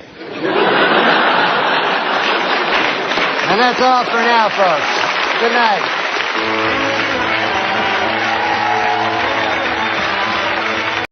Weekend Update with Norm MacDonald. Thanks, folks. Thank you. I'm Norm MacDonald, and now the fake news. Our top story tonight, according to the latest CNN poll of Iowa voters, Steve Forbes has pulled ahead of Senator Bob Dole in the race for Republican presidential nomination. However, he still trails both Ross Perot and John DuPont in the race for craziest rich guy. Meanwhile, Republican hopeful Phil Gramm says that Bob Dole should not get the nomination because he backed President Clinton's plan to send troops to Bosnia. Dole responded that Gramm should not be nominated for president because, well, look at him. Take a gander at the fella. More questions about Hillary Rodham Clinton's truthfulness. In an interview this week, the First Lady claimed that she won the women's 100-meter dash at the 1956 Olympics, and that she had an IQ of, quote, over 700. When it was pointed out to her that these were not especially good lies, Mrs. Clinton responded, "I know, I have a problem," and then added, "I invented the formula for 7-Up." Last week, basketball legend, Magic Johnson. Last week, basketball legend Magic Johnson rejoined the Los Angeles Lakers 4 years after learning he was HIV positive. NBA doctors have assured the league's players that they have absolutely nothing to worry about, as long as when they are guarding Magic, they remember not to have sex with him.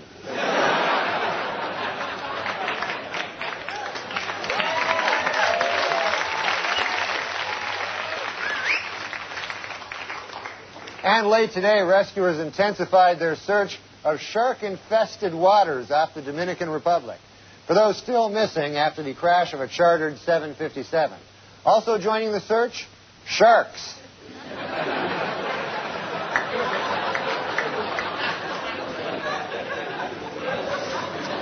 Last Sunday, during halftime at the Pro Bowl, New York police officer Michael Volino, who had been coached in place kicking by the New York Jets, missed a 35-yard field goal, thus blowing his chance to win $1 million.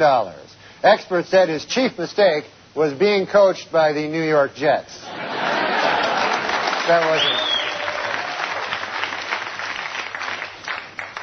wasn't. In his civil court deposition this week, O.J. Simpson denied under oath that he ever punched, kicked, or slapped his ex-wife, Nicole. Oh, great. As if O.J. isn't busy enough tracking down the real killers. Now he's got to track down the real wife beater, too. This guy is crazy.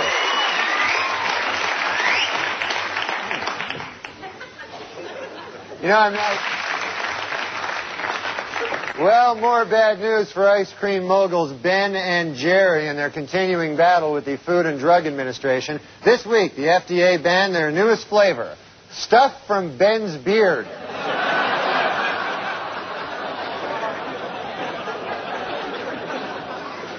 A meddling bureaucracy wrecking that. And in Louisiana, Amtrak has agreed to drop its speed limit from 75 miles per hour to 69, following a meeting between train safety experts and giggly high school kids.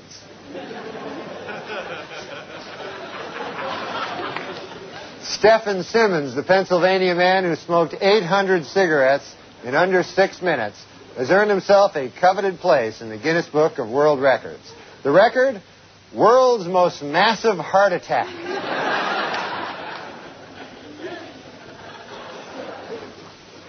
Well, at a local town meeting in Montpelier, Vermont last week, representatives from the McDonald's Corporation, who want to put a restaurant in a historic district, were booed by angry residents, but they were cheered by the town fat guy.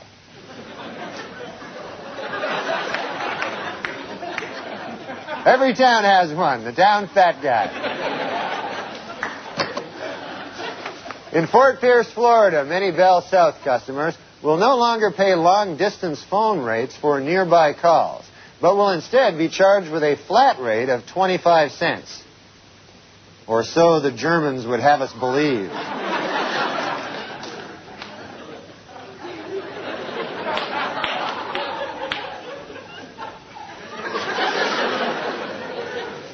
Today in New York, the world's best chess player, Garry Kasparov, will challenge the world's best chess-playing computer, the IBM 9000. No matter who wins, man or machine, one thing is certain. No one gives a crap about chess.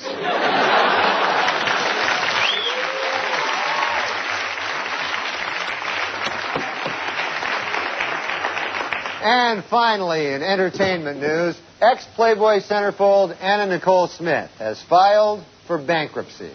And saddest of all, she slept with this guy for nothing.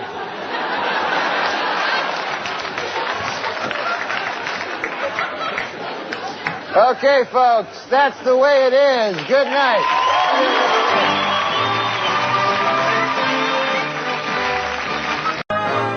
Weekend Update with Norm MacDonald.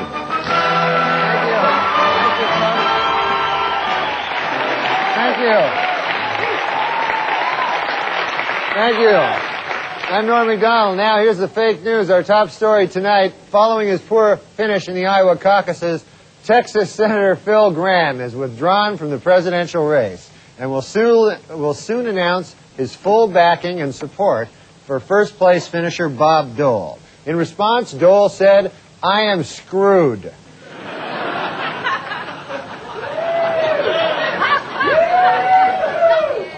In Whitewater news, federal regulators quizzed Hillary Clinton at the White House this week and gave her a perfect score on the lying section. She's a dirty liar.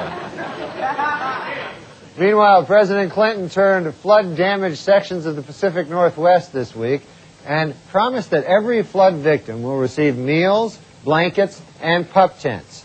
Meanwhile, millionaire Stephen Forbes promised every flood victim a case of champagne and a rare Austrian music box.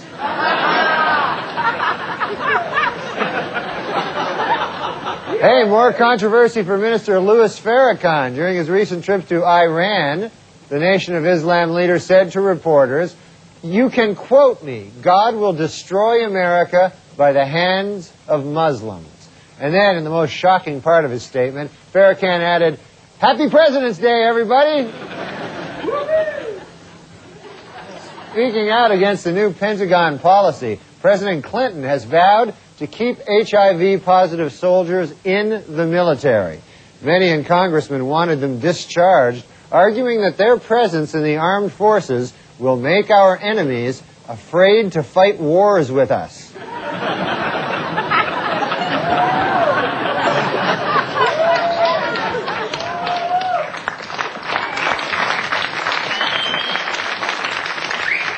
Earlier this this week, the Food and Drug Administration gave approval to Nicorette chewing gum, an over-the-counter aid for those trying to quit smoking. Next, the agency will rule on another addiction-fighting product.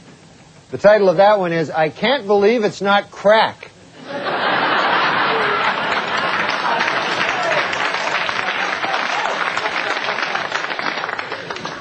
You know where there's great crack is Detroit. Now, you hear about it, but you got to really try it. In the former Soviet Union this week. Oh, there's a phone call here. Here I have a phone. Let me see now. Who would this be? Hello? Hey, Norm, what's up? It's O.J. O.J., hey. Hi, O.J. Hey, what have you been up to? I just got back from the movie. Oh, the movie. What'd you see? Beautiful Girls. Oh, yeah. Who's in that again? Oh, you know, Uma Thurman, Lauren Harlan, Mira Sorvino, Rosie O'Donnell. Rosie O'Donnell's in Beautiful Girls? I know, Norm. I was nonplussed myself. Anyway there, Juice. Hey, how's it going with the manhunt there for the killers? Oh, Norm, don't ask. Not good, huh? That is an understatement. I'm no closer to finding the real killers today than I was when I started. It's like they vanished into thin air. Oh, well, give it time there, O.J. It can't be that bad. Oh, believe me, it is that bad. Sometimes I feel like I might as well shut down the whole investigation.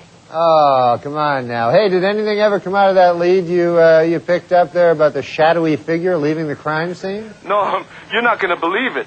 It turns out that was me. Well, so I guess that's a dead end, huh? Yeah.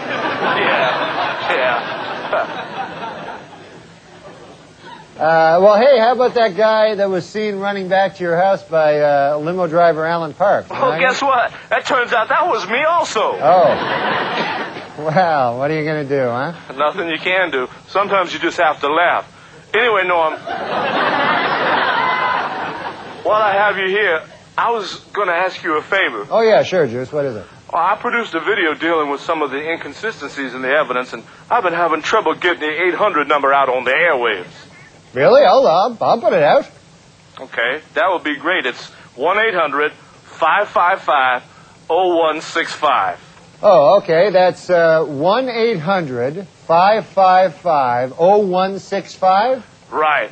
1-800-555-0165. Okay, 1-800-555-0165. Okay. Hey, what's the video cost there, O.J.? Was it like $100? Oh, no. It's $29.95. $29.95? Good Lord, that's nothing. Yeah, well... You're practically giving it away. We're trying to price it so that the average person can afford to buy it. Well, O.J., the question's not can the average person afford to buy it. The question is, can the average person afford not to buy it? Well, we think it's a quality video. Well, the price is certainly right. Hey, let me ask you a favor, O.J. Can I give out that number one more time? Sure. Okay, then. That's 1-800-555-0165. Right. Okay, Norm, I'm going to let you go. Okay, Juice. Hey, take care, buddy. O.J. Simpson, everybody. O.J. Simpson. O.J. the Juice. Well, in a sworn deposition this week, O.J. Simpson claimed that he never, ever beat, choked, or hit his ex-wife with a closed or open fist. Luckily for O.J., lawyers forgot to ask if he'd ever cut her head off.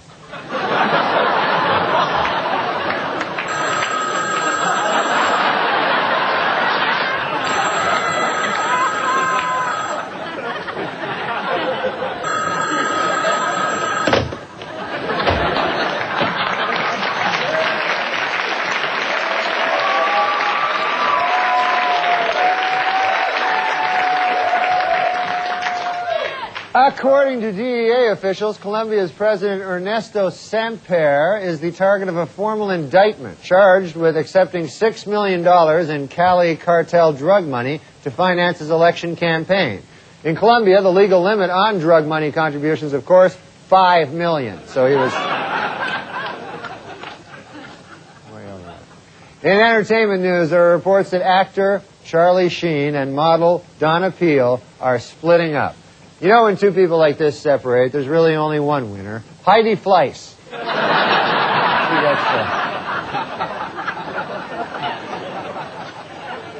With peanut consumption in the United States down 10%, the Peanut Advisory Board has decided to launch a $600,000 publicity campaign.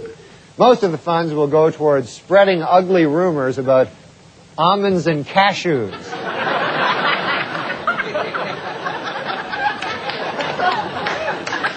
That's not right, huh?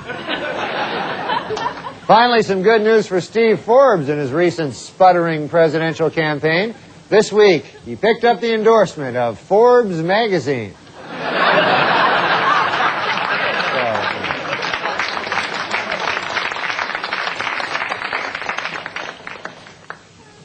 And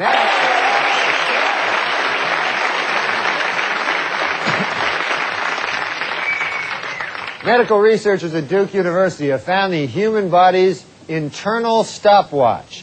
So if you've lost an internal stopwatch, please contact Duke University at the address below.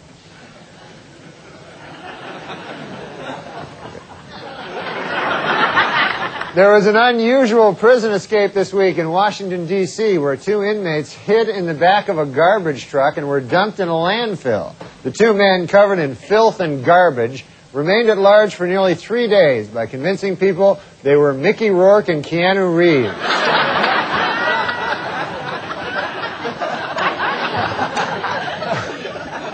Under a new ordinance, exotic, nude, and topless dancing will be banned in any establishment selling alcoholic beverages in the city of New Iberia, Louisiana. Or as I now refer to it, the most horrible place on earth.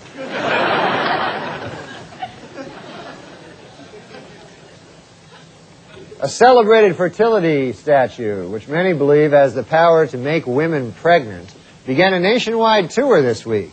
The hundreds of women who claim it caused their pregnancies are of different ages, races, and religions. But they all have one thing in common. They are all dirty, dirty whores.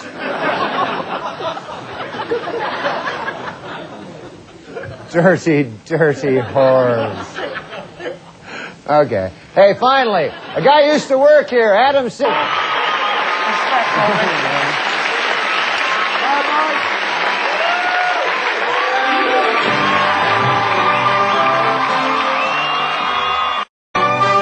Weekend Update with Norm MacDonald.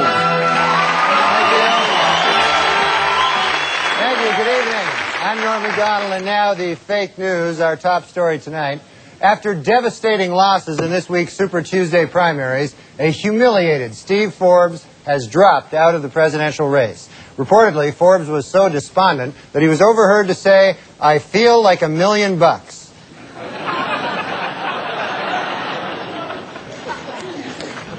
Meanwhile, Pat Buchanan has warned that if frontrunner Bob Dole chooses General Colin Powell as a running mate, his followers will march out of the Republican convention. Later, Buchanan admitted that actually his followers march everywhere they go.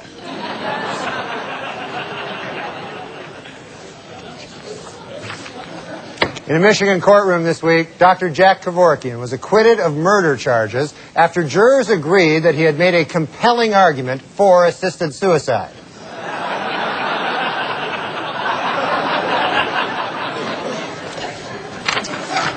Well, Chelsea Clinton turned 16 a few weeks ago, and apparently her father has been teaching her to drive. Early reports say that under the president's tutelage, the first daughter has become exceptionally good at cruising for chicks.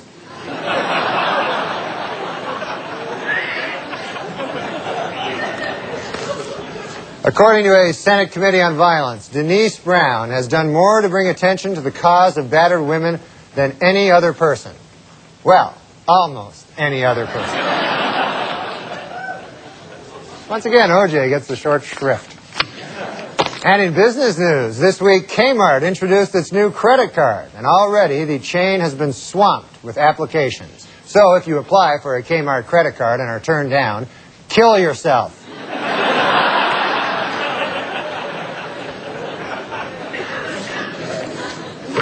A new study has found that cheating is up dramatically on many of the nation's best college campuses, and, quote, students who cheat and get away with it continue to cheat into their adult lives. So says Rutgers University professor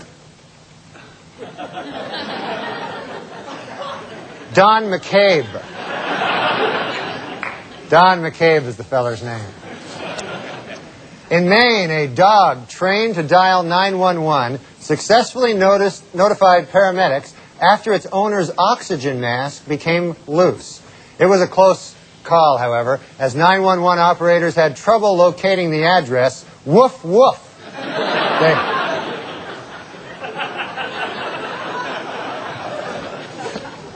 In Little Rock, Arkansas, a consumer group is proceeding with a petition drive to get a proposal on the November ballot that would exempt food from state sales tax. Or so the Germans would have us believe.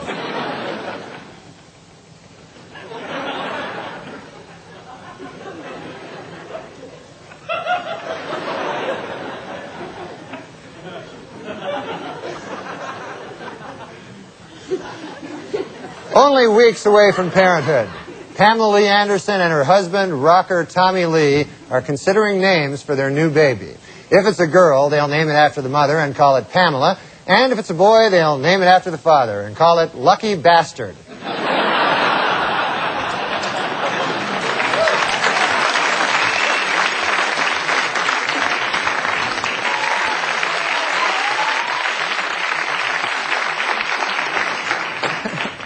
Scotchmen are tight with a penny.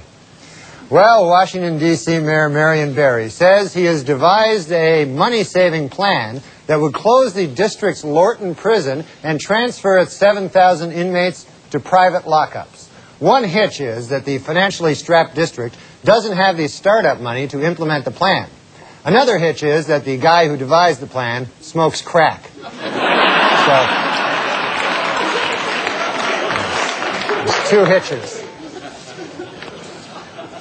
Well, the results are in for 1995, and once again, Microsoft CEO Bill Gates is the richest man in America.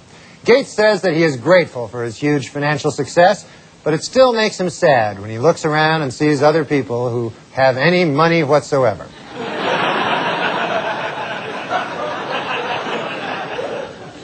Last week in Colorado, 71 guns were traded for Denver Nuggets basketball tickets in a program called Operation Ceasefire.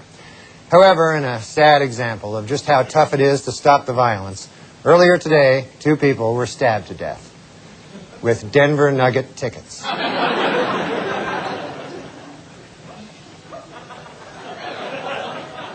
The U.S. Public Health Service has begun using CIA spy technology from the 70s to detect tumors in women's breasts. Doctors can now determine if a breast has a cancerous, and also if it has been squeezed by a communist.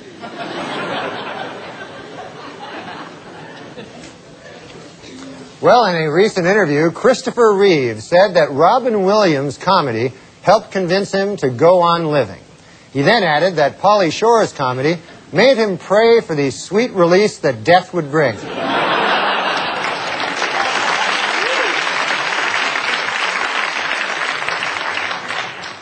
Last year, German Shepherds were rated the nation's most effective police dogs by far, sniffing out more than $100 million worth of illegal drugs.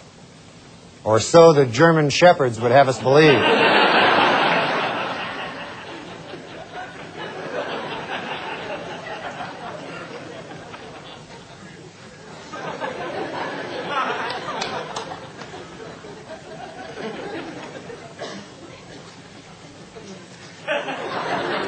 A technical glitch of some sort there. And in Independence, Missouri, a library that was to be the second stop for an exhibit called Banned Books as Art has decided to ban the exhibit. Librarian Fran Murray, who personally ordered the ban, said she has nothing against any of the books. She just loves irony.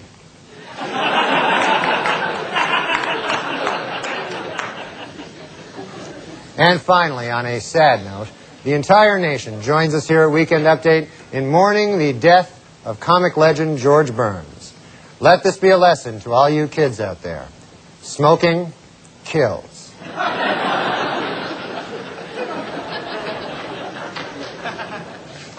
And that's it.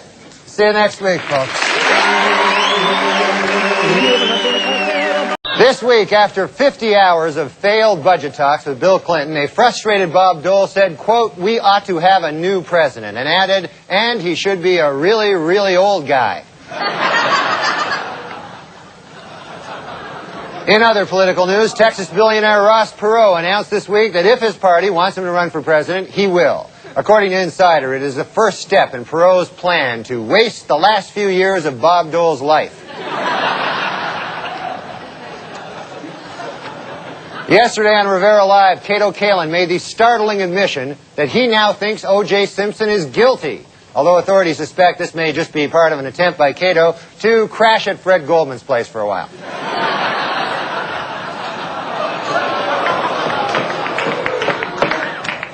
Meanwhile, Simpson Dream Team attorney Alan Dershowitz was back in the news this week, and good Lord is he ugly. Take a look at the guy.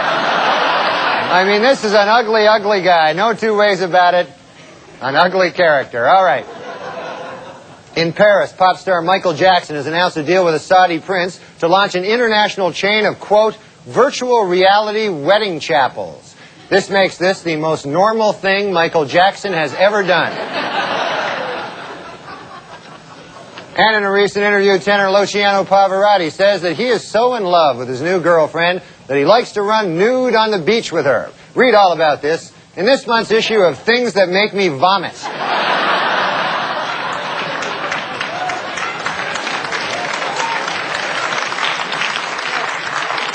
That picture makes me vomit as well. Well, last year, wildfires throughout the western United States destroyed an estimated 50,000 acres and over 300 homes. Now many fear that with the new Republican-controlled Congress cutting the budgets of key federal agencies, such as the Forest Service and Army Corps of Engineers, fires this summer could be even more devastating. Here with a commentary. Well, filming has finally begun in the long-awaited life story of Evita Peron, starring pop singer Madonna. According to its producers, the film is 100% historically accurate, except for the part where Mrs. Peron has group sex with the Houston Rockets.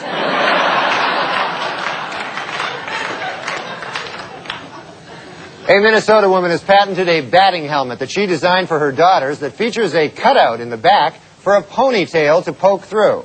The helmet will be marketed to young girls and damn dirty hippies.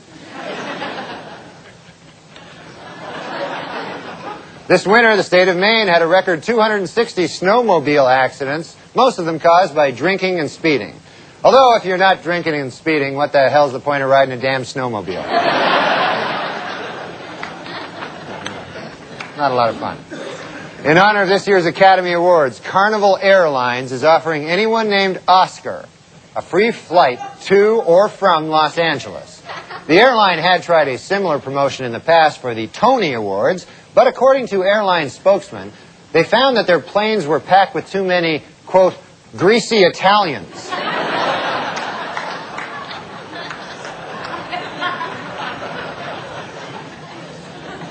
3 years ago, an 11-year-old British schoolgirl put a message in a bottle and tossed it into the Atlantic Ocean. Well, this week, she was astounded to receive a reply from halfway around the world. Sadly, the reply read, "You're 11, what are you wearing?"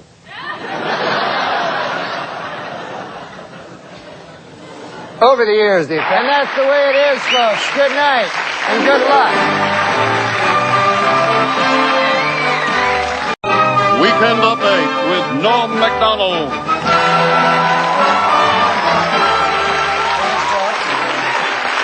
Thank you. I'm Norm Macdonald, and now the fake news, our top story tonight. After a search of nearly 18 years, the man known as the Unabomber has apparently been caught. Theodore Kaczynski is described as a genius with degrees in mathematics from both Harvard and the University of Michigan. Well, now perhaps Americans can focus on our real enemy. Fancy book learning.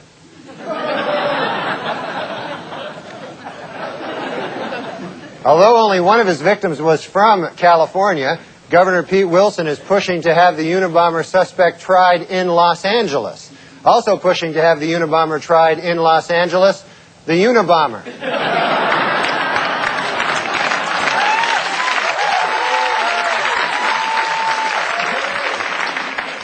It now appears that the $50 million lawsuit against Subway gunman Bernie Goetz, brought by one of the men he shot, will be heard by an all-minority jury. Attorney for Getz, Darnay Hoffman, says he has advised his clients to carry himself humbly in court, make friendly eye contact with the all-minority jury, and start scraping together $50 million.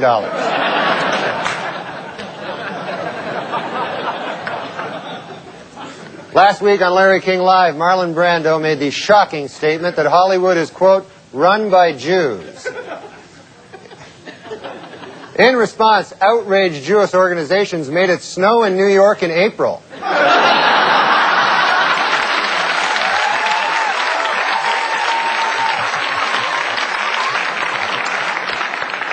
For years, Hillary Rodham Clinton has told people that she was named for the first man to climb Mount Everest, Sir Edmund Hillary. But as Esquire magazine recently pointed out, Sir Edmund did not climb Mount Everest until 1953, 6 years after Hillary was born. However, the First Lady does have a good explanation for the discrepancy. She loves to lie.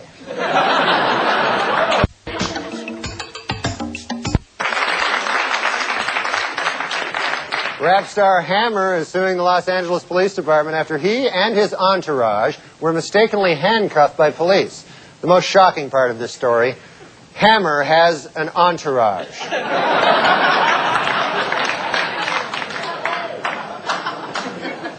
Last week, a jailbreak at the Adams County Prison in Pennsylvania ended with 4 inmates escaping in their underwear. Officials are surprised the escape worked, especially because during the break, the scantily clad prisoners frequently stopped to rape each other.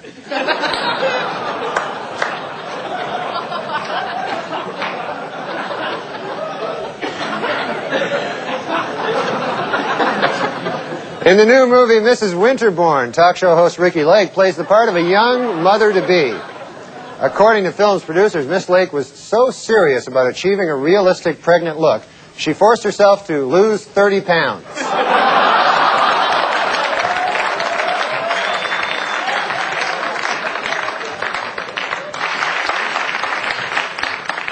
In Montel Williams' new book, Mountain, Get Out of My Way, the talk show host shares insights on how to set and achieve goals in life.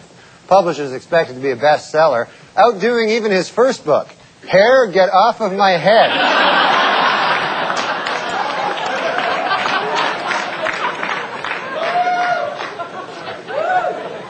A Nobel Prize-winning scientist has been arrested on charges of sexually abusing a 15-year-old boy. Though the arrest really shouldn't come as a big surprise, his Nobel Prize was in child molesting.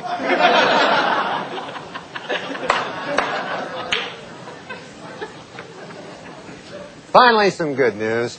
According to her doctor, legendary actress Katharine Hepburn is recovering nicely from her recent illness, and they have even upgraded her condition to decrepit. So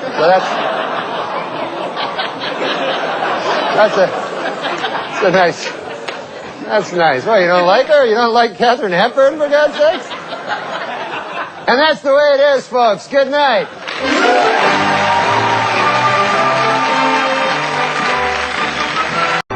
Weekend Update with Norm MacDonald.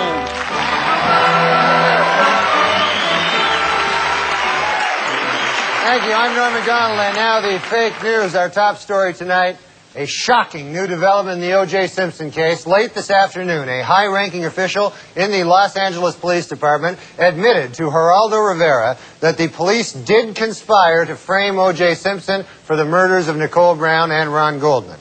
However, they called the conspiracy off when they got to the murder scene and found that O.J. really did do it.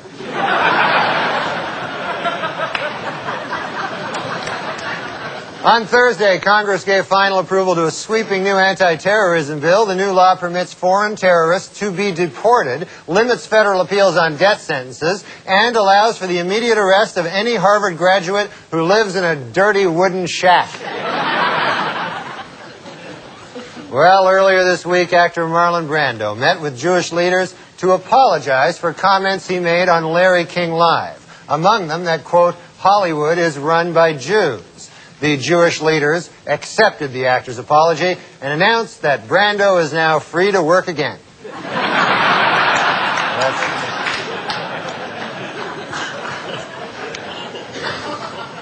In other show business news, it has been reported that superstar Madonna is pregnant. Although personally I find this a bit hard to believe. I mean, Madonna isn't even married. It's like crazy. This week, a New Jersey woman, Rita Glusman, was charged with hacking her husband to death with an axe, cutting the body into pieces, and having a cousin dump them in a river. According to police, Glusman learned how to do this by watching the program Martha Stewart Living.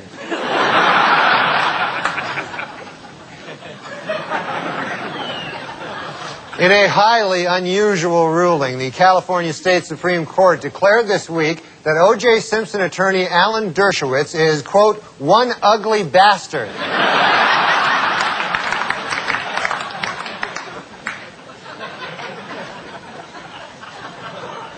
In sports, distance runner Jutta Pippig set a record by winning her third consecutive Boston Marathon, despite suffering from both her period and diarrhea throughout the 26-mile run. In addition, Pippig also set a record for causing the most spectators to make this face at a Boston Marathon. And in basketball news, Magic Johnson was suspended for 3 games and fined $10,000 for bumping official Scott Foster. Said a distraught Johnson after the game, "This is the worst thing that has ever happened to me." Thank you, Greg Norman. Well, for the second week in a row, Richard Gere's new film, Primal Fear, was #1 at the box office, leading many Hollywood insiders to wonder, hey, you think that gerbil story is true?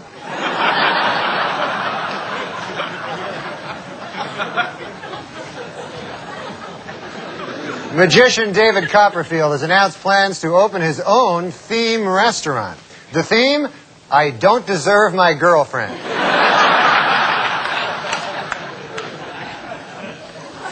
In California, the State Justice Department has endorsed a plan that would update the term for a prostitute's customer from the traditional John to the new, more current-sounding term, Charlie Sheen.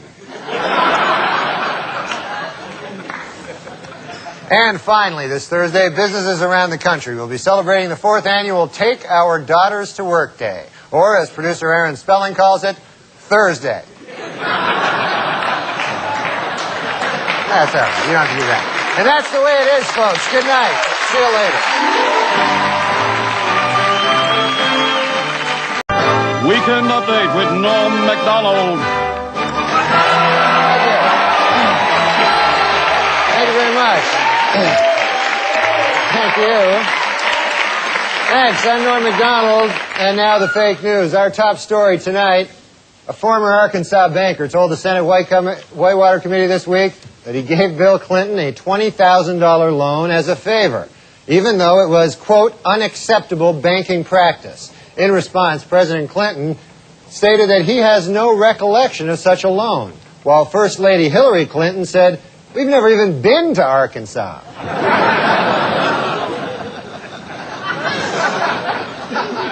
In Cincinnati, is Cincinnati Reds owner Marge Schott an anti-Semite? Well, it is beginning to look that way. According to a report out today, on the entire Cincinnati Reds team, there is not one Jewish player.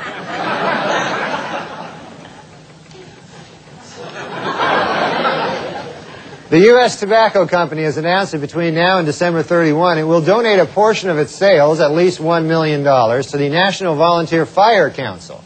In return, U.S. Tobacco asked that for the rest of the year, everyone pretend that cigarettes don't cause cancer. Subway gunman Bernie Goetz has apparently come up with a plan to pay off the enormous $43 million judgment against him. His plan? Mug somebody, get shot, sue them.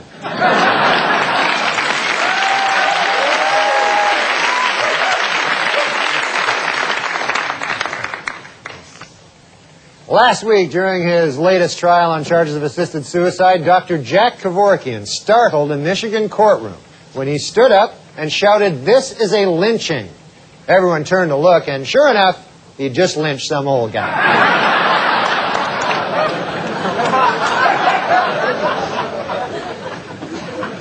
Well, in business news, the Ford Motor Company reports a 22% drop in sales for the first quarter. Ford analysts blame the decline on a sluggish economy combined with a sudden upswing in interest rates. Also, their cars blow up.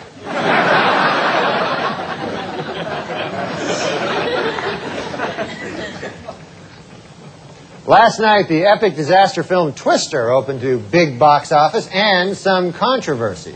The Reverend Jesse Jackson has called for a boycott of the movie, claiming that not enough black people in the film are killed by tornadoes.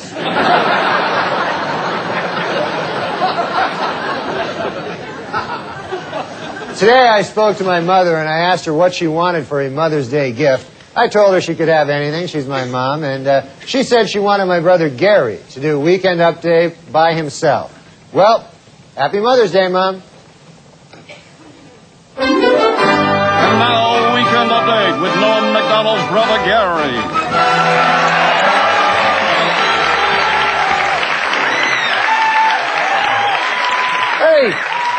Hey, I'm Gary McDonald, and this is a fake news.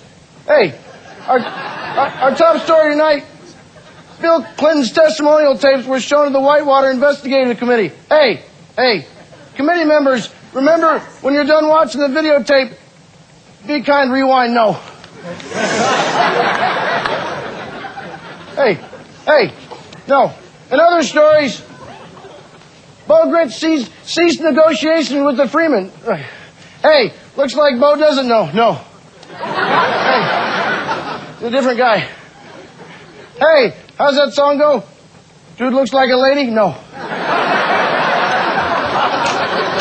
God help me, no. Hey, here's one. Look. Hey, well, Mr. Alligator, as your dentist, I'll have to recommend flossing. No. That was really no. Hey, boy, look.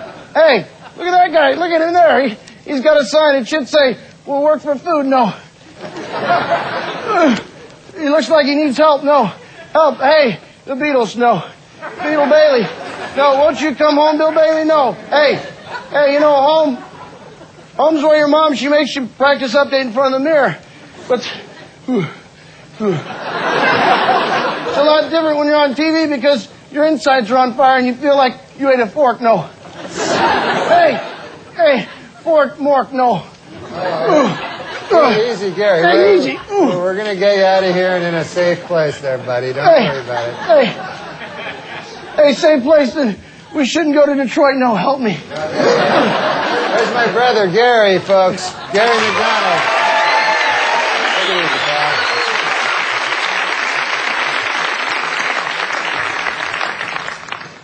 In overseas news, an attempt to lift the ban on gays serving in the British Armed Forces has been defeated in Parliament. This raises a difficult legal question. How do you exactly tell if a British guy is gay?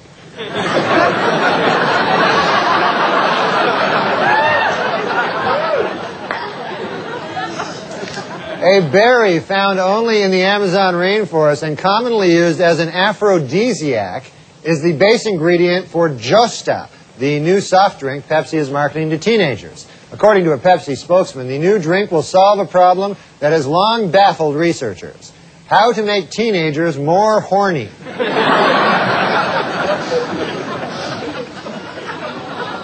Last week, the United Artists Cinema chain agreed to make 300 of its theaters more accessible to people with disabilities. Also, disabled patrons will no longer have to buy an extra ticket for their wheelchair. That's good. About time they overturned that barbaric practice. Okay. In his controversial new book, Bad as I Want to Be, Chicago Bulls forward Dennis Rodman says that the NBA is, quote, 50% sex. Jeez, man, I got to stop leaving at halftime. And in other show business news, Macaulay Culkin called police after his father, Kit Culkin, slapped him for not cleaning his room. Officers raced to the scene and immediately joined in, slapping Macaulay Culkin.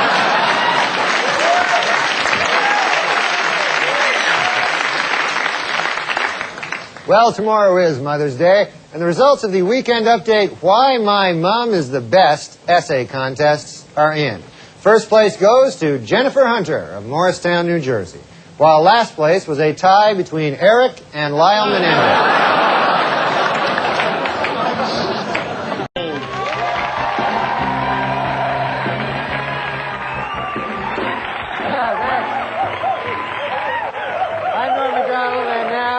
Fake news, our top story tonight. In court documents made public this week, independent counsel Kenneth Starr told a federal judge that Hillary Clinton is now a, quote, central figure in the Whitewater criminal probe. Reacting to the news, President Clinton called the investigation a partisan witch hunt, vowing, quote, if the First Lady is somehow convicted and has to go to jail, I will do everything in my power to wait 2 weeks to start dating.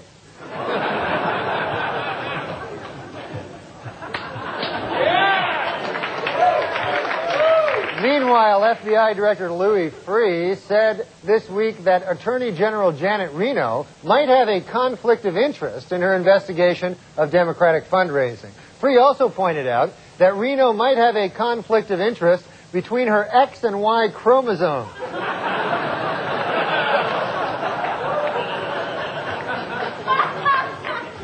There was some good news for Michael Kennedy this week when the parents of the teenage babysitter with whom he had a 5-year affair decided not to pursue criminal charges.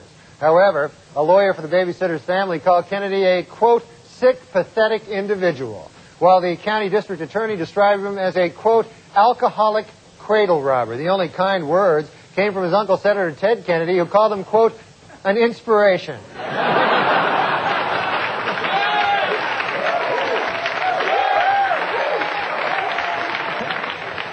Real estate mogul Donald Trump announced this week that after 3.5 years of marriage, he is seeking a divorce from wife Marla Maples. According to Trump, Maples violated part of their marriage agreement when she decided to turn 30. That was unacceptable. At their annual convention this week, board members of the National Rifle Association narrowly elected actor Charlton Heston vice president of the powerful gun lobby. According to Heston, his first priority will be a push to legalize the hunting of, quote, damn dirty apes.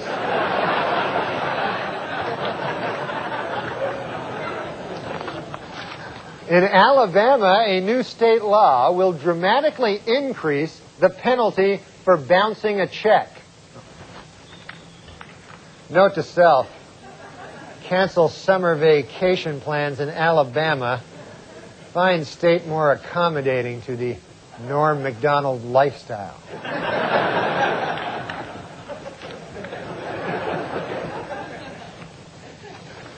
On Wednesday, world chess champion Garry Kasparov tied Deep Blue, the IBM supercomputer that can examine 200 million positions per second, in the fourth game of their 6-game series. Earlier in the week, Kasparov admitted he made a catastrophic blunder in Game 2 when he failed to force a draw by moving rook to e7, opting instead for a Caro-Kann defense that soon transposed into a Pribble defense, which, after Deep Blue moved bishop to e7, gave him the advantage with his knight position. With all due respect to Mr. Kasparov, what the hell were you thinking?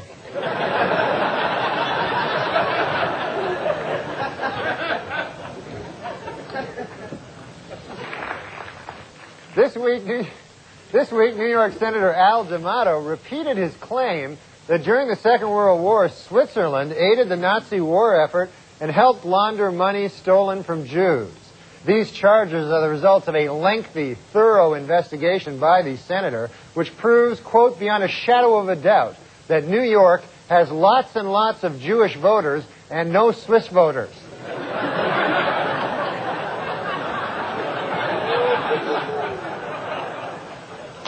Last week in Cleveland, the rock group Crosby, Stills, and Nash was inducted into the Rock and Roll Hall of Fame.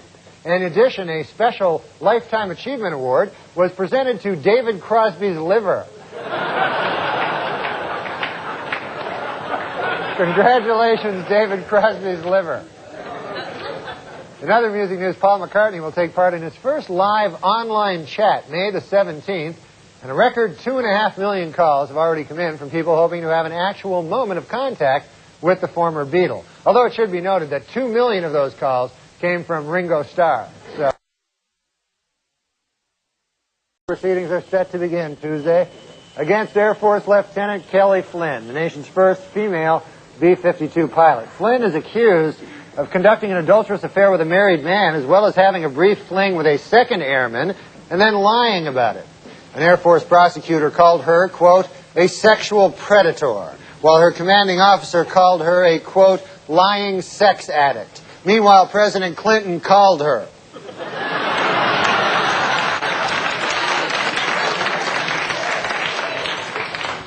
Earlier this year, the Liga Group paid out more than $750 million in a court settlement when it was admitted that its cigarettes are addictive. And this week, the tobacco company unveiled its new warning label. It reads, warning, don't try to sue us, we don't have any money left.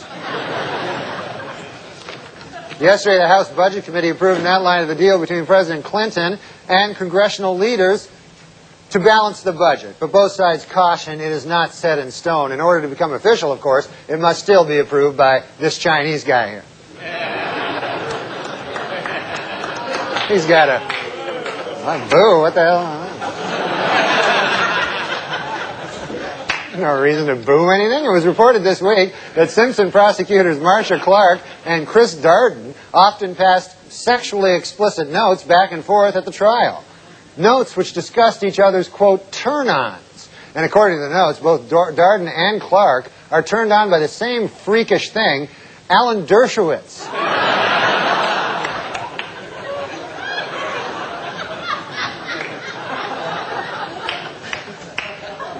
Meanwhile, O.J. himself may have some explaining to do. For months, he has denied hiding financial assets, including valuable sports mementos, from the Brown and Goldman families. But earlier today, Simpson pal A.C. Cowlings was stopped as he tried to leave the country. In the backseat of his Bronco, police found O.J.'s Heisman Trophy, disguised with a tiny fake beard.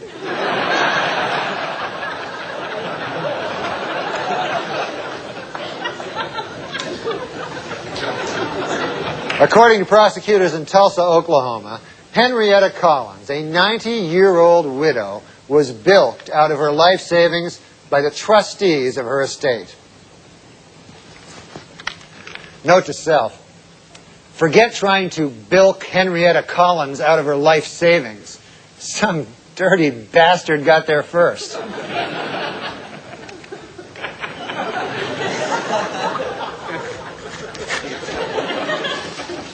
This week, talk show host Kathy Lee Gifford addressed published reports that her husband had an extramarital affair, saying, quote, Frank did and always does what is right. Kathy Lee's statement has been widely interpreted as a public admission that her husband beats her.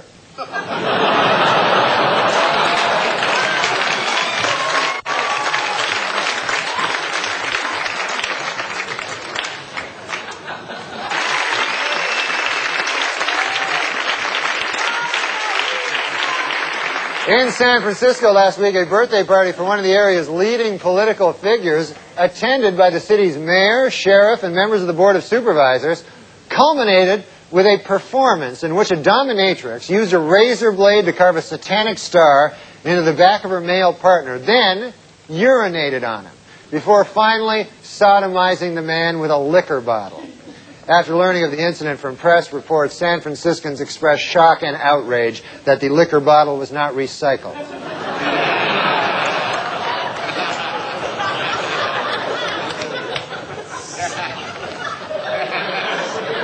In his new film, Legionnaire, action star Jean-Claude Van Damme will join the French Foreign Legion. In the film, Van Damme is a playboy in 1920s Paris who flees a mob boss after falling in love with the man's mistress. Also, although it doesn't say anything here about it, I'll bet there's plenty of kicking.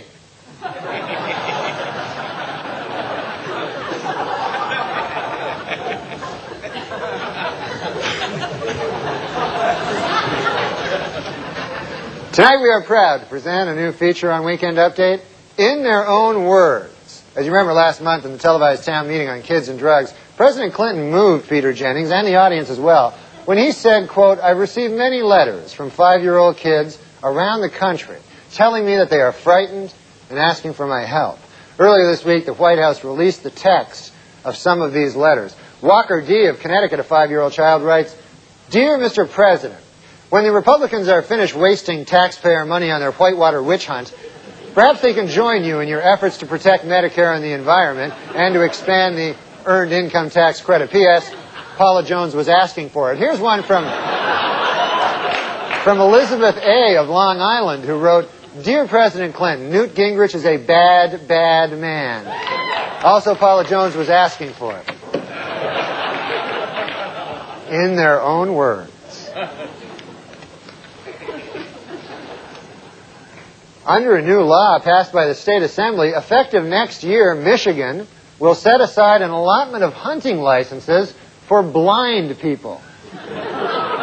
This after years of relentless lobbying by deer.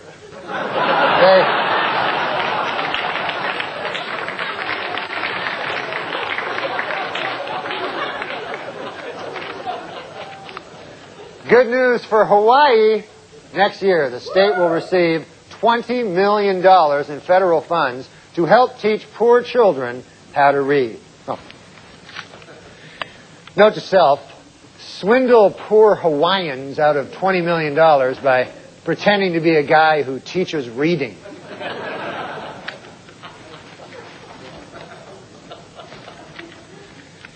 Note to self, before I start, also learn to read. That will help give the scam what we like to call credibility.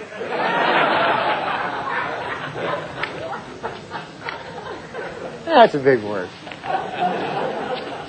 A new survey by the Washington Post reports that D.C. Mayor Marion Barry's popularity among city residents has dropped to its lowest point in 5 years. However, Mayor Barry insists he has no interest in polls, or for that matter, anything else that isn't crack. Yes. There's no interest in it. How good are polls going to do it? Finally, reports out of Germany continue to indicate that David Hasselhoff is a major recording star in that country, where his concerts routinely sell out and his albums turn platinum. Which once again proves my old theory, Germans love David Hasselhoff. And it's been fun, folks. Thank you.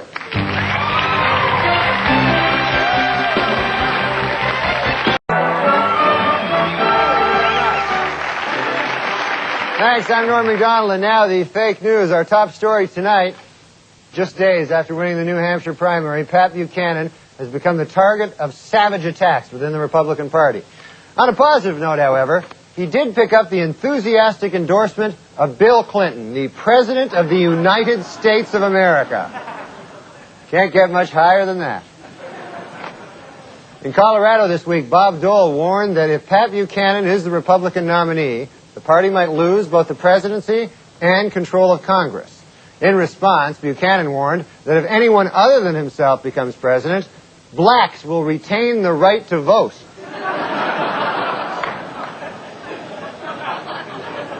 6 of one, half dozen of another. During an interview 2 weeks ago, Bob Dole said to a reporter, quote, "Whoever wins in New Hampshire will probably be the Republican nominee." When approached by the reporter for a quote following his stunning loss Tuesday, Dole locked himself in his campaign bus and pretended to be asleep.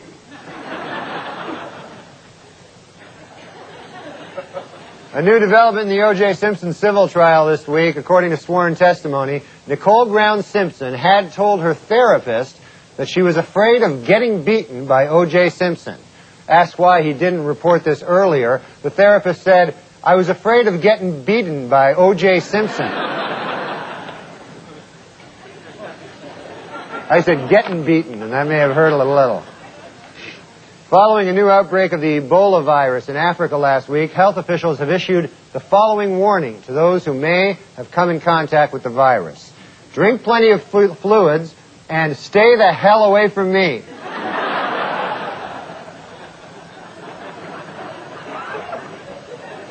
Well, this week, world chess champion Garry Kasparov defeated an IBM computer in their 6-game chess series. Experts are calling the encounter between chess wizard and supercomputer historic because, for the first time ever, it brought together both geeks and nerds.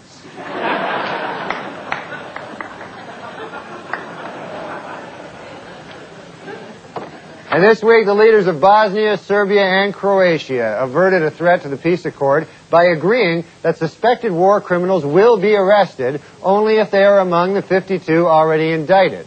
The remaining war criminals will be allowed to continue as staff workers for Pat Buchanan. And in the state of Washington, deaths from heroin hit record levels during 1995. Sorry, crack, it just wasn't your year. For the last few weeks, a couple of fans have been filling my mailbox with sweaters and cakes. So, in an effort to get them off my back, here once again are the president and chairman of the Norm Macdonald Fan Club, Lucian Callow and Fagin.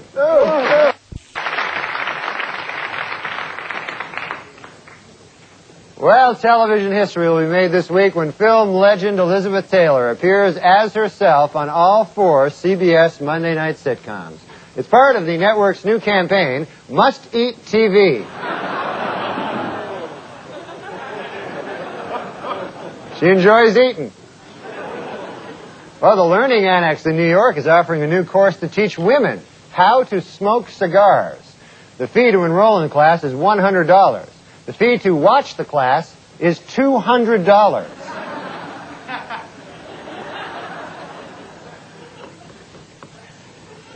A shocking crime in Bunnell, Florida, where a 92-year-old man in a nursing home has been charged with sexually assaulting an 85-year-old woman. A nurse who witnessed the attack has not stopped vomiting.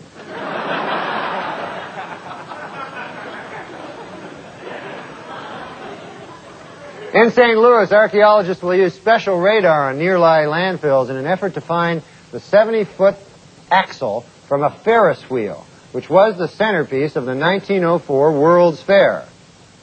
Or so the Germans would have us believe.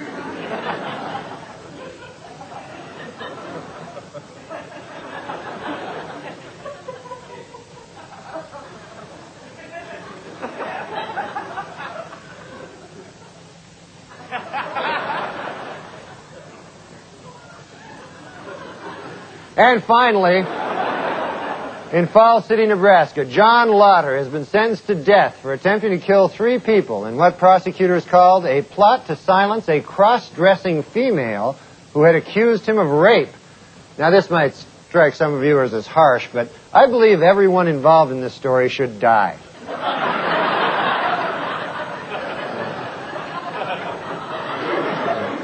Okay, and that's the way it is, folks. Good night.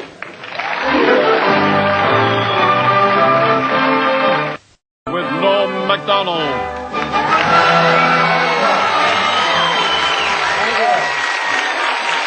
Thank you very much. Thanks. I'm Norm Macdonald, and now the fake news. Our top story tonight, charged by critics with failure to prepare an exit strategy for Bosnia, a defiant President Clinton today insisted that he has one ready. Should the situation deteriorate, he will have all 20,000 troops airlifted to England and smoking pot within 24 hours. Last week, the president vetoed a Republican bill to balance the budget, and he used a pen that belonged to former President Lyndon Johnson. Clinton has also been working his way through John F. Kennedy's vast supply of condoms.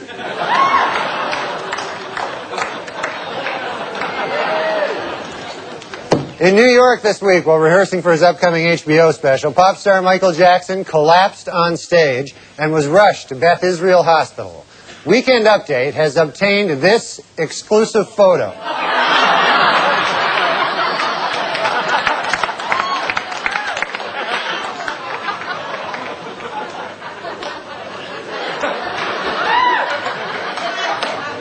While in the hospital, Michael Jackson had his room specially decorated with 2 huge photos of Shirley Temple.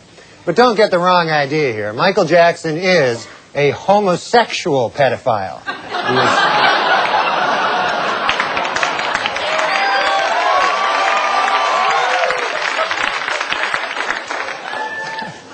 In business news, Chrysler has alleged that former Chairman Lee Iacocca gave away classified documents to other corporations. According to a spokesman, Chrysler is deeply concerned that other manufacturers have learned the secrets of building really crappy cars.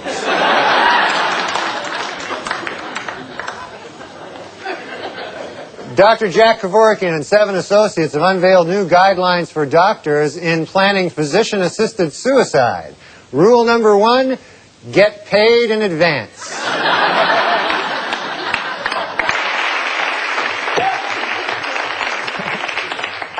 In a surprise move, O.J. Simpson has offered to give an interview to CNN with, quote, absolutely no ground rules. But interviewers Greta Van Susteren and Roger Cossack have asked for one. Don't kill us.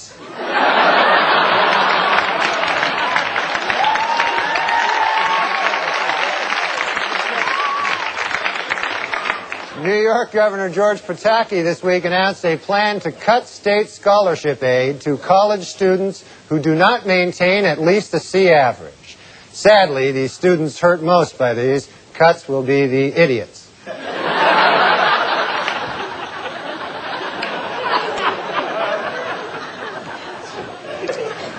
Across the Great Plains, harsh weather and hungry boll weevils are the cause of one of the worst cotton harvests in years.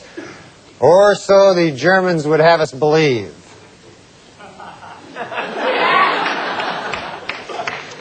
Native Americans in upstate New York are trying to block plans to build a Kmart on the site of a Mohican burial ground. In addition, they were upset to learn that sales at this particular Kmart will be announced, "Attention Kmart savages."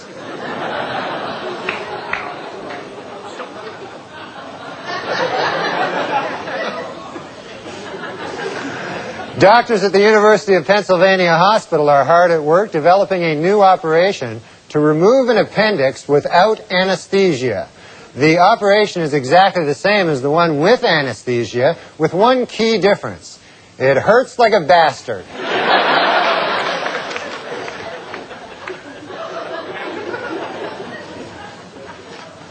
The New York Public Interest Research Group has unveiled its 10th annual list of dangerous toys for the upcoming Christmas season. Topping the list this year, baby's first circular saw.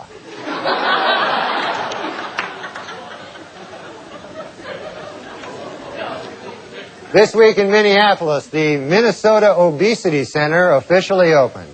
Its goals, to find ways to identify behaviors that lead to obesity. Also, it's a good place to meet fat chicks.